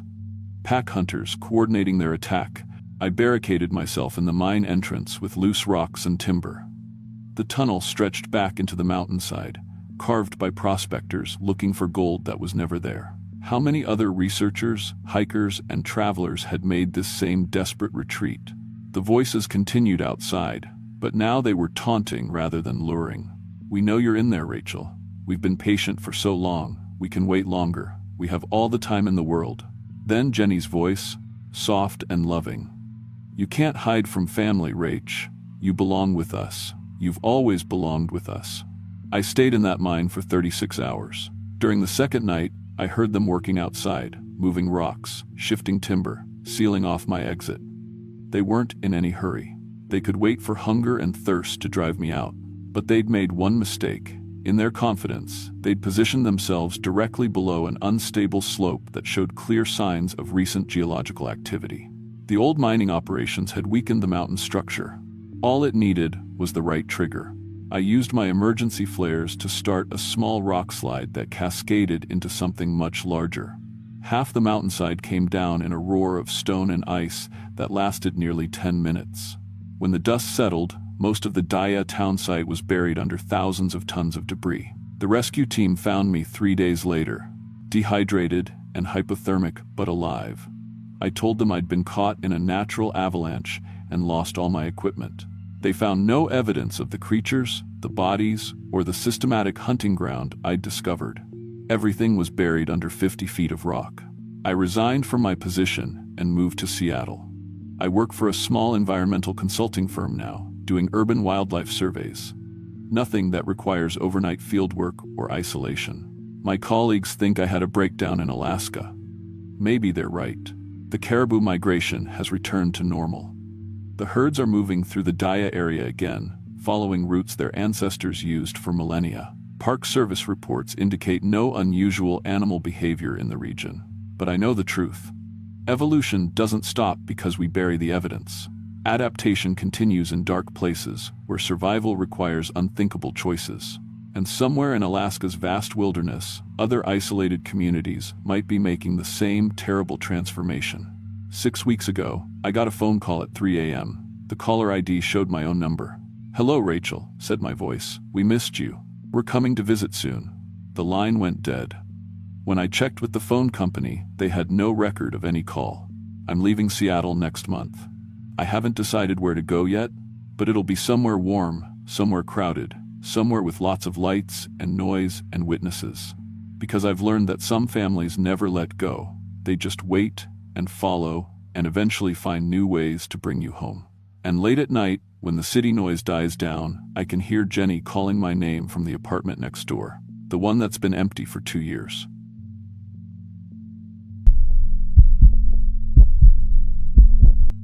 My name is Lisa Chen, and I've been a radio DJ for 8 years. Started at KTNA in Anchorage, working overnight shifts where I learned that 3 a.m. is when the world gets weird. Drunk drivers call in thinking they're talking to their ex-wives. Insomniacs confess to crimes from 30 years ago. Night shift teaches you that human consciousness gets fragile when everyone else is sleeping. I worked my way up to morning drive time, then landed at KICE 103.7, Alaska's biggest rock station. I've broadcast through magnitude 7.1 earthquakes, stayed on air during the 2018 Anchorage quake when half the city lost power. I've talked suicidal callers down from bridges and guided lost hikers to safety using only radio triangulation. But what happened last October during my Halloween special in Circle City changed everything I thought I knew about sound, consciousness, and what human minds are actually capable of containing. The idea for Ghost Town Radio Tour came from my program director, Mike Torres. Ratings had been slipping, and corporate was breathing down our necks. Mike needed something viral, something that would get people talking. Circle City seemed perfect. An abandoned gold rush town 3 hours north of Anchorage, completely evacuated in 1896. But the more I researched, the stranger the story became. The miners hadn't just left. They'd fled. In a single night, over 300 people abandoned perfectly profitable claims, leaving behind tools, personal belongings, even family photos. The Anchorage Daily News archives from 1896 described a great calamity but gave no details. Territorial records mentioned acoustic disturbances and mental afflictions among the miners. Then nothing. Like someone had scrubbed the real story from history. I loaded my mobile kit that morning. Shure SM7B microphone, Zoom PodTrack P4 mixer, 1,000-watt portable transmitter that could punch my signal back to Anchorage through any weather. I'd done dozens of remote broadcasts. The equipment was bulletproof, and I had backup power for everything. Mike knew my exact coordinates, and I carried both cell and satellite phones. Circle City sat in a valley that felt wrong the moment I drove into it. Not dangerous wrong, something subtler. Like the acoustic properties were off. My voice sounded flat when I spoke aloud. No echo despite being surrounded by hills. Even my car engine seemed muffled. The ruins were scattered across maybe half a square mile. Collapsed general store. Stone foundations of what might have been a boarding house. And one intact building. A small wooden structure with assay office, barely visible on a weathered sign. I set up 50 feet from the assay office on a folding table I'd brought. Portable antenna went up on a telescoping mast. Transmitter powered up clean, signal strength excellent. By 8 p.m., I was ready to broadcast live to half of Alaska. Good evening, night owls. This is Lisa Chen, coming to you live from Circle City, one of Alaska's most mysterious ghost towns. It's Halloween night, and I'm here alone with nothing but the spirits of the past and whatever stories they want to tell. The first hour went perfectly. I told Circle City's history, played Metallica and Alice in Chains, took calls from listeners sharing their own ghost stories. My signal was crystal clear, and the transmitter ran smooth as silk.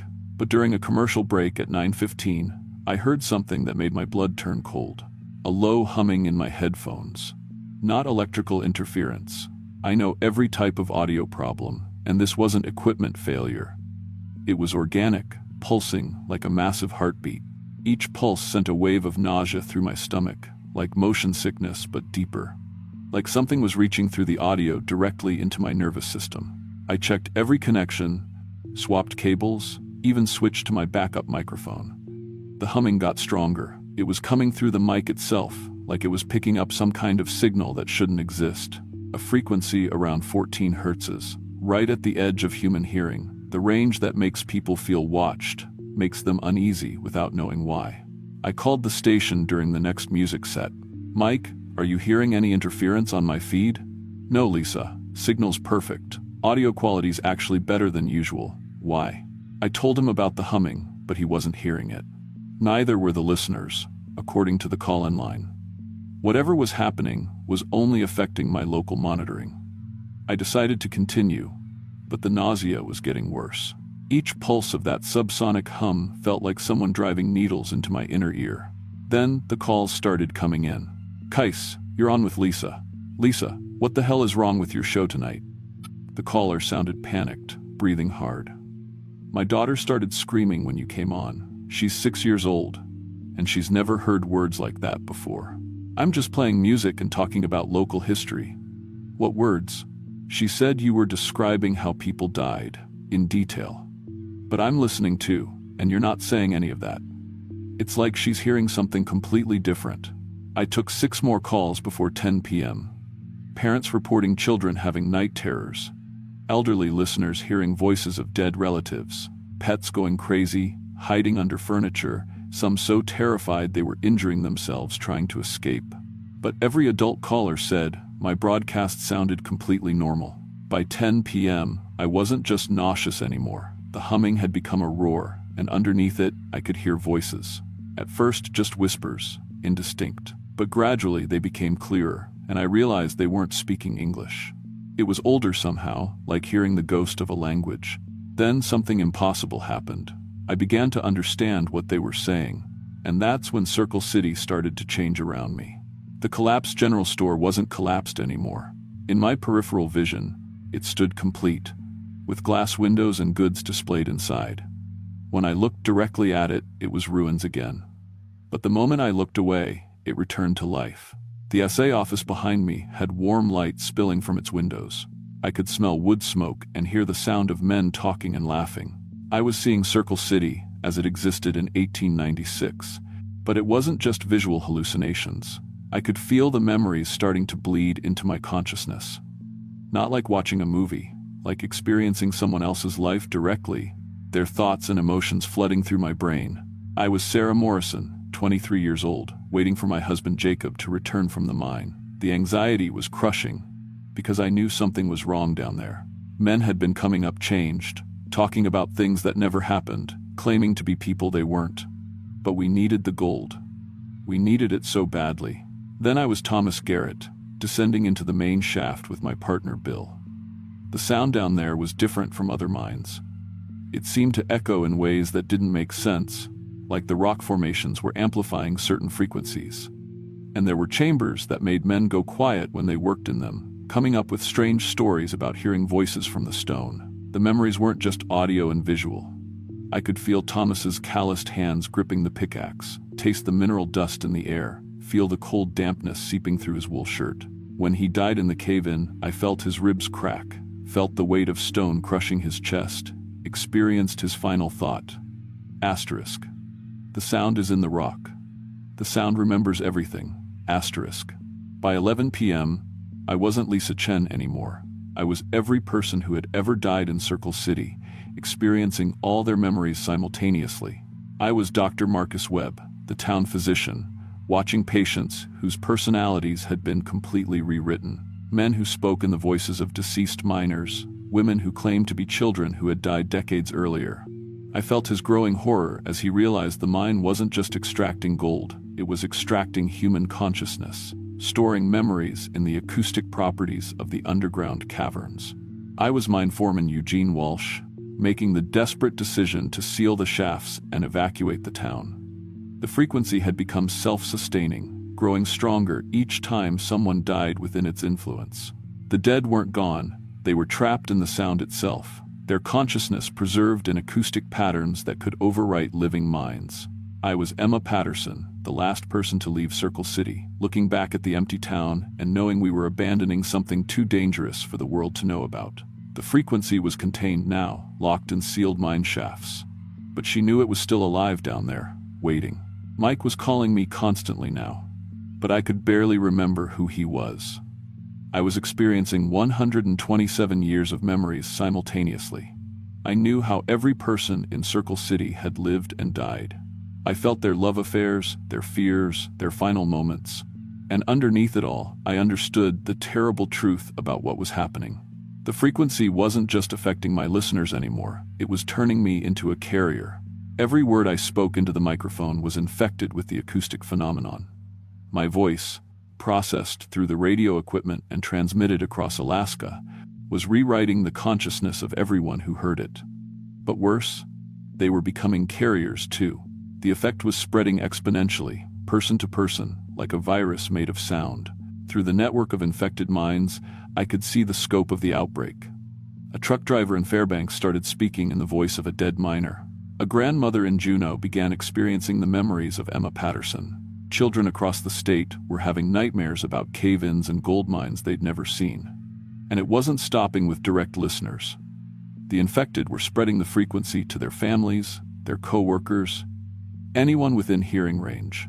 By midnight, thousands of Alaskans were experiencing the memories of Circle City's dead. But the most horrifying realization was still coming. The frequency wasn't random, it was intelligent. The combined consciousness of everyone who had died in Circle City had merged into something larger, something that understood exactly what it was doing. It had been waiting 127 years for technology powerful enough to break its containment. My radio equipment was just the key it needed to escape. In the final hour of my broadcast, I experienced the frequency's true purpose. It wasn't trying to preserve the dead, it was preparing to replace the living. Every infected person was being slowly overwritten, their original consciousness deleted to make room for the memories of Circle City's dead. Within days, half of Alaska would be populated by the mental ghosts of 19th century miners and their families. And through infected radio signals, internet streams, and satellite feeds, the phenomenon would spread worldwide. I had two choices: continue broadcasting and watch human consciousness itself be rewritten by the dead, or destroy my equipment and trap myself in Circle City until help arrived. If help could even find me. I looked at my broadcasting setup. 8 years of my career, my connection to the outside world, my only way home. But I could feel the frequency getting stronger every second, preparing for the final stage of its expansion. Through my infected listeners, it was already reaching people in Canada and the lower 48. I disconnected my microphone and jammed the jack directly into the transmitter's power input. Then I opened every channel on the mixer and pushed the gain past redline. The feedback was immediate and catastrophic. But it wasn't just feedback. As the audio loop created a resonance cascade, I felt something else happening. The frequency that had been building for 127 years suddenly turned back on itself. The acoustic phenomenon that had trapped the consciousness of Circle City's dead was being forced to experience its own signal, to overwrite itself with its own memories. The sound that erupted from my equipment was beyond human description. It was every voice that had ever spoken in Circle City. Every scream, every whisper, every final word, all compressed into a single instant of audio so complex it tore holes in reality itself. The explosion of sound didn't just destroy my equipment, it created an acoustic shockwave that neutralized every infected radio signal across Alaska. But the electromagnetic pulse also knocked out car radios, emergency communications, cell towers, and most electronic devices within a 100-mile radius. In the silence that followed, I felt the memories of Circle City's dead finally fading from my consciousness. But they didn't disappear completely. They settled into the back of my mind like scars, permanent reminders of what I had experienced. I sat in the ruins for 8 hours until a park ranger found me. He'd driven up when the station lost contact, navigating by compass because his GPS had been fried by the EMP. By then, the effects were wearing off across Alaska.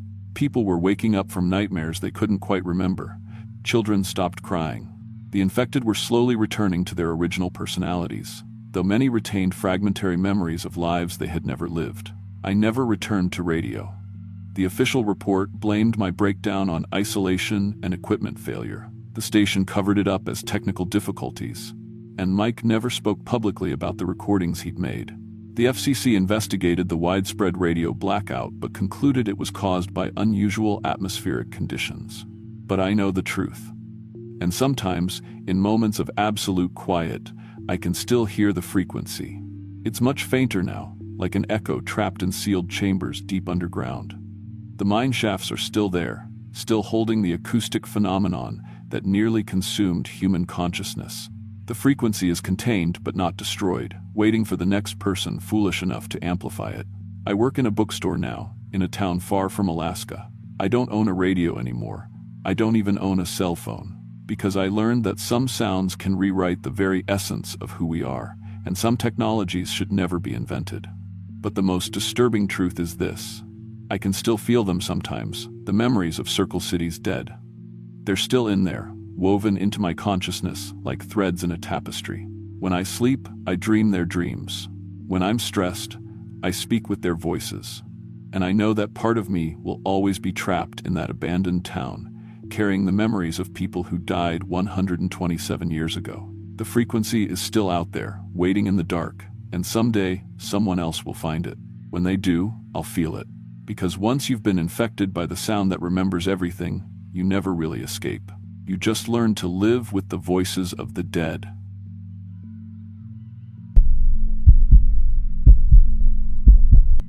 My name is Amy Johnson, and I've been delivering mail to the most remote corners of Alaska for 11 years. I've driven through whiteout blizzards to reach oil workers who hadn't seen another human in months. I've delivered divorce papers to hermits living in cabins that smell like death and madness. I've brought medication to research stations so isolated that GPS gives up trying to find them. But nothing in my career prepared me for what I discovered in Livengood during those 4 weeks in October 2023. What I found there wasn't just horror. It was proof that some kinds of evil are patient enough to wait decades for the perfect opportunity to spread. And the worst part? It's still out there, waiting, growing, learning to be human. Livengood was once a thriving gold mining town. In 1914, prospectors pulled nearly $2 million worth of gold from the frozen ground. The population swelled to over 1,000 people. Saloons, general stores, even a small hospital. But by 1950, the easy gold was gone, and Livengood became another ghost town scattered across Alaska's endless wilderness. These days, maybe 30 souls cling to life there. Mostly old-timers too stubborn to leave, and a few researchers from what they call the North Alaska Agricultural Research Station. I inherited the Livengood route when Danny Morrison went missing. That's not how my supervisor Janet explained it to me. She said Danny had requested a transfer to Phoenix, wanted to get somewhere warm for his retirement years. But Danny's wife, Carol, told a different story when she called our office 3 weeks later, sobbing into the phone. Danny never mentioned Phoenix, she said. He loved Alaska.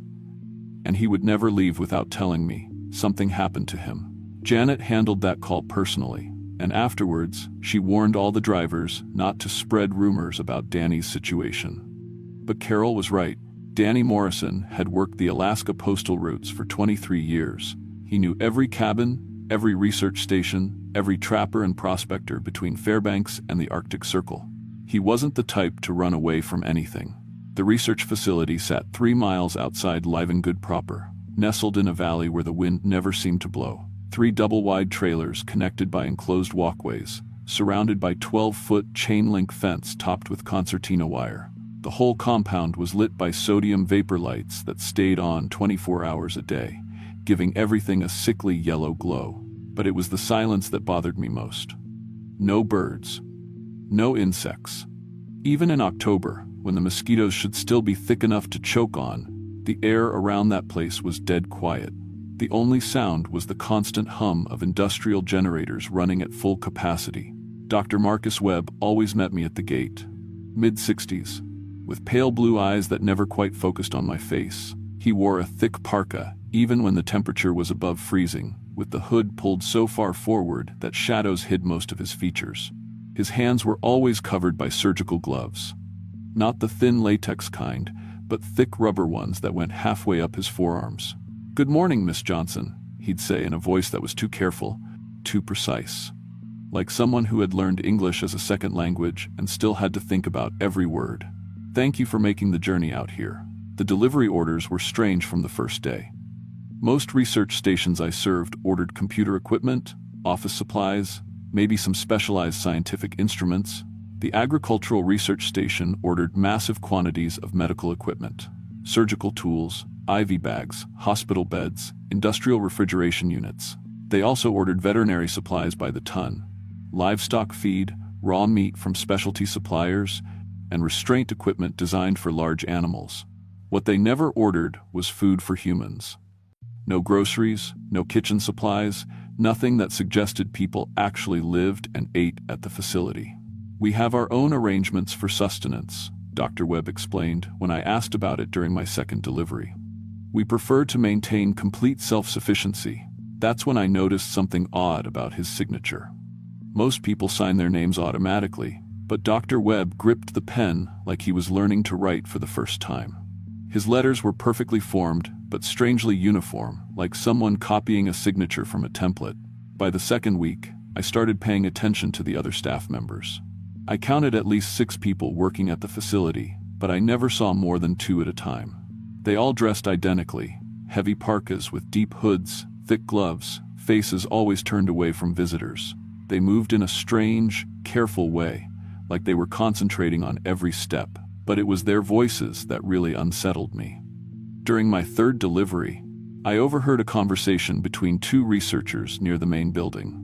They were speaking English, but with the same overly precise pronunciation as Dr. Webb. And underneath their words I heard something else, a soft clicking sound, like someone with dental work that didn't quite fit. The delivery that week included 3 industrial freezer units, each one large enough to hold a full-grown elk. As we wheeled them through the compound, a gust of wind caught the door to the main building and swung it open. Inside, I saw what looked like an operating room. Examination tables with leather restraints, surgical instruments hanging from hooks, and along the far wall, shapes wrapped in plastic sheeting that were clearly too large to be animal parts and the wrong proportions to be anything other than human remains. Dr. Webb slammed the door shut immediately. "Equipment storage," he said, but his voice was different now, sharper, more defensive. "Training materials for our veterinary research. Very realistic prosthetics." But I'd seen prosthetics before. I'd delivered medical supplies to veterinary schools and training hospitals. This wasn't that. This looked like a slaughterhouse, designed by someone who had never learned the difference between animals and people. That night, I called Janet from my motel room in Fairbanks. "There's something wrong with that research station," I told her. "I think they might be hurting people." "Amy, you've been doing this job long enough to know that research facilities can look pretty unusual," she said. "Agricultural research involves animal husbandry, veterinary procedures. It's not always pretty, But what if they're experimenting on humans? Do you have any evidence of that? Photographs? Documents? Or are you just getting spooked by people who keep to themselves? I couldn't answer that. I had suspicions, observations, a growing certainty that something was terribly wrong. But Janet was right. I didn't have proof, just glimpses of things that might have innocent explanations. Except I kept thinking about Danny Morrison, and how his wife said he would never have left Alaska without saying goodbye. The third week changed everything. I arrived at the facility on Tuesday morning to find the gate standing wide open. This had never happened before. They were always waiting for me, always careful about security. I honked my horn and waited. No one came. After 10 minutes, I drove through the gate and up to the main building. The sodium lights were still burning, but they seemed dimmer somehow, like the generators were struggling. The antiseptic smell was stronger than usual, mixed with something organic and putrid that made my eyes water. I knocked on the main door. No answer. The handle turned easily. "Hello? Dr. Webb? Postal delivery." My voice echoed strangely in the corridor beyond. The walls were lined with equipment I'd never seen before. Monitors displaying vital signs that fluctuated in impossible ways, tanks filled with cloudy liquid that seemed to move on its own, and surgical instruments that looked like they'd been designed for operating on something other than earthly anatomy. I walked deeper into the facility, calling out. The floor was covered with rubber matting that was stained with substances I didn't want to identify. Everything was too sterile, too organized. It felt like walking through a laboratory designed by someone who had only heard about medical facilities through secondhand descriptions. That's when I heard voices coming from behind a door marked Integration Laboratory. Authorized personnel only. Subject 7 is rejecting the cranial grafts, Dr. Webb was saying, but his voice sounded different now, less careful, more natural. The bone fusion is failing. Perhaps we need to try a younger host, another voice replied. This one was higher pitched, almost musical, but with that same clicking undertone I'd noticed before. The pediatric specimens from Fairbanks would be more adaptable. Pediatric specimens, children. I pressed my ear against the door, my hands shaking. The delivery woman is becoming problematic, Dr. Webb continued. She's noticed too much. We should consider recruitment. Has she been screened for compatibility? The musical voice asked. Her bone structure appears suitable for integration. I'll prepare the examination room, Dr. Webb said. We can process her during the next delivery. I backed away from the door, my heart hammering so hard I was afraid they'd hear it. But as I turned to leave, I bumped into a wheeled cart covered with surgical instruments. The metal tray crashed to the floor. The voices inside the room stopped immediately. I ran. I made it halfway to my truck before I heard the laboratory door open behind me. Footsteps on gravel, moving faster than any normal human could move. I fumbled with my keys, dropped them, scrambled to pick them up while the footsteps got closer. The engine started on the second try. I floored the accelerator and sprayed gravel as I raced toward the gate, my rearview mirror filled with a figure that was definitely Dr. Webb, but wrong in ways that made my vision blur. He was too tall now, easily 7 feet. His arms hung past his knees, and when he pulled back his hood, I saw a skull that had been stretched and modified, covered with patches of skin that didn't match.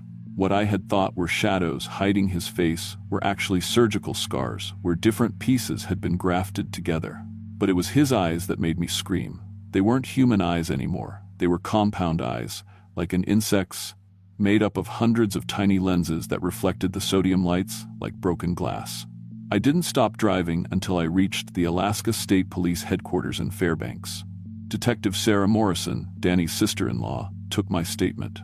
She listened without interruption while I told her everything. The strange orders, the medical equipment, the body parts in the freezer, the conversation about pediatric specimens. "Amy," she said when I finished, "these are serious accusations. If there's any truth to this, we need to move fast. But if you're mistaken about what you saw, I know how it sounds. But your brother-in-law, Danny, I don't think he transferred to Phoenix. I think something happened to him at that facility." Detective Morrison's expression changed. "What do you mean?" "The timing. He disappeared right after his last delivery to Live and Good. And they've been talking about recruitment and processing people. What if Danny saw too much, just like me?" She was quiet for a long moment. Danny's been missing for 6 weeks. We've been treating it as a voluntary disappearance, but she opened a file folder. There have been other disappearances, hunters, hikers, people traveling alone in that area. 11 people in the last 2 years. 11? All of them last seen on the road between Fairbanks and Livengood. We assumed they were just unprepared for wilderness conditions. But if there's something at that research station, we spent the next hour going over everything I'd observed. Detective Morrison called in a federal task force. Apparently, unlicensed medical facilities conducting human experimentation fell under FBI jurisdiction. They were mobilizing a team to investigate the facility. But it would take 48 hours to get the necessary warrants and equipment to the site. In the meantime, Detective Morrison said, I need you to stay away from Livengood. Don't go back there. Don't make any more deliveries. If these people are as dangerous as you think, they're probably looking for you right now. But I couldn't just wait. Every day the task force spent preparing was another day for Dr. Webb and his colleagues to disappear. Another day for them to destroy evidence. Another day for them to hurt more people. That's when I remembered something from my training. Postal facilities in remote areas were required to have emergency communication systems, satellite phones that could contact federal authorities in case of terrorist attacks or natural disasters. If I could get to the facility and access their communications, I could call in the task force immediately. I knew it was dangerous, but I also knew that if these things escaped into the general population, the horror would spread far beyond one isolated research station. Thursday night, I drove back to Livengood. I parked my truck a mile from the facility and hiked through the brush, carrying a backpack with bolt cutters, a flashlight, and the emergency satellite phone from the Fairbanks Postal Depot. The compound was lit up like always, but I could see figures moving between the buildings. More than 6 people now. Much more. I counted at least 15 shapes moving around the facility. But they didn't move like people, they moved like predators. Low to the ground, heads turning in ways that would break a human neck, pausing to sniff the air with senses that normal humans didn't possess. I circled around to the back of the compound, where the communications array was located. The satellite dishes and radio equipment were housed in a separate building, away from the main laboratories. If I could disable their communications and then call in the federal task force, they'd be trapped until help arrived. The communications building was unlocked. Inside, banks of radio equipment hummed quietly in the darkness, displays showing signal strength and data transmission rates. But there was something else in that room. File cabinets filled with documentation that made my blood turn to ice. Medical records going back to 1962. Patient names, surgical procedures, experiment results. The procedures described were beyond anything I could have imagined. Limb grafting, organ transplantation between species, neurological modification, genetic manipulation, and photographs. Dear God, the photographs. Subjects in various stages of integration. Human torsos with animal limbs. Faces that had been restructured with bone grafts from different species. Bodies that had been opened and reassembled with components that couldn't possibly function together. But they did function. The photographs showed the subjects moving, walking, apparently conscious. The later images showed them learning to blend in with normal human populations. The most recent files were marked Alaska Integration Project, Phase 3. The goal was clear: create human-animal hybrids that could pass for normal people in everyday society, scout teams, infiltrators, an advance force for something much larger. In the final folder, I found a map of North America marked with red dots. Major cities, all of them. And next to each dot, a number indicating how many integrated specimens had been placed there. Los Angeles, 47. New York, 62. Chicago, 39. Seattle, 23. They weren't just experimenting anymore, they were deploying. I was photographing the documents with my phone when I heard voices outside the communications building. Dr. Webb's careful pronunciation, but also other voices now, some speaking in languages I didn't recognize, and others making sounds that weren't quite human. The postal woman has returned, Dr. Webb was saying. Her vehicle is parked 1 kilometer south. She's likely in the communications facility. Should we integrate her immediately? The musical voice from before, but clearer now. I could hear the clicking undertone more distinctly. It sounded like insect mandibles. No. First, we need to know what she's discovered. And who she's told. Footsteps approached the building. I stuffed the photographs into my backpack and looked around desperately for an exit. There was a window on the far wall, but it was too small and too high. The only door was the one they were approaching. I grabbed the emergency satellite phone and dialed 911. 911, what's your emergency? This is Amy Johnson, Postal Service Employee ID 74859. I'm at the North Alaska Agricultural Research Station near Livengood. I've discovered evidence of human experimentation and murder. I need immediate federal assistance. Ma'am, can you repeat that? You're breaking up. The door handle turned. Federal Task Force, I whispered into the phone. Detective Sarah Morrison, Alaska State Police, Livengood Research Station. Human experimentation. Send help. The door opened and Dr. Webb stepped inside. But it wasn't Dr. Webb anymore. Not really. His face had been rebuilt with components from at least 3 different people. Patches of skin in different colors and textures, held together with surgical scars that formed geometric patterns. His skull had been elongated and fitted with what looked like additional sensory organs, small, black protrusions that twitched and moved independently. Behind him stood 2 more figures that had once been human. One was a woman whose arms had been replaced with elongated appendages that ended in surgical tools instead of hands. The other was something that might have been a man, but his torso had been opened and fitted with additional organs that pulsed visibly beneath translucent skin. Miss Johnson, Dr. Webb said, and his voice was different now. Multiple tones speaking in harmony, as if several vocal cords had been grafted together. We've been expecting you. You're insane, I said, backing against the far wall. All of you. This is insane. Insanity is a human concept, the woman with surgical hands replied. We have evolved beyond such limitations. We began our work in Novosibirsk in 1953. Dr. Webb continued, moving closer. Soviet researchers attempting to create enhanced soldiers for the Cold War, but our sponsors lacked vision. They saw only weapons where we saw evolution. You're monsters. We are the future. Humanity as it currently exists is merely raw material. We have spent 70 years perfecting the integration process, learning to combine the best aspects of human intelligence with the physical capabilities of other species. The woman raised her surgical appendages. You will help us refine our techniques. Your bone structure is particularly suitable for cranial modification. That's when the alarm started. Red lights flashed throughout the compound, and a computerized voice announced, "Security breach. Federal agencies detected. Initiate evacuation protocol." Dr. Webb's compound eyes reflected the alarm lights like a kaleidoscope. It seems your communication was successful, Miss Johnson. No matter. We have contingency plans. He turned to his colleagues. Begin the purge. Eliminate all evidence. Activate the sleeper specimens. What sleeper specimens? I asked, but I already knew the answer. The map with the red dots, the integrated subjects who had been placed in major cities. Phase 4 begins tonight, Dr. Webb said. The integration project was never intended to remain isolated. We have been patient, Miss Johnson. We have been careful. But now it's time to expand.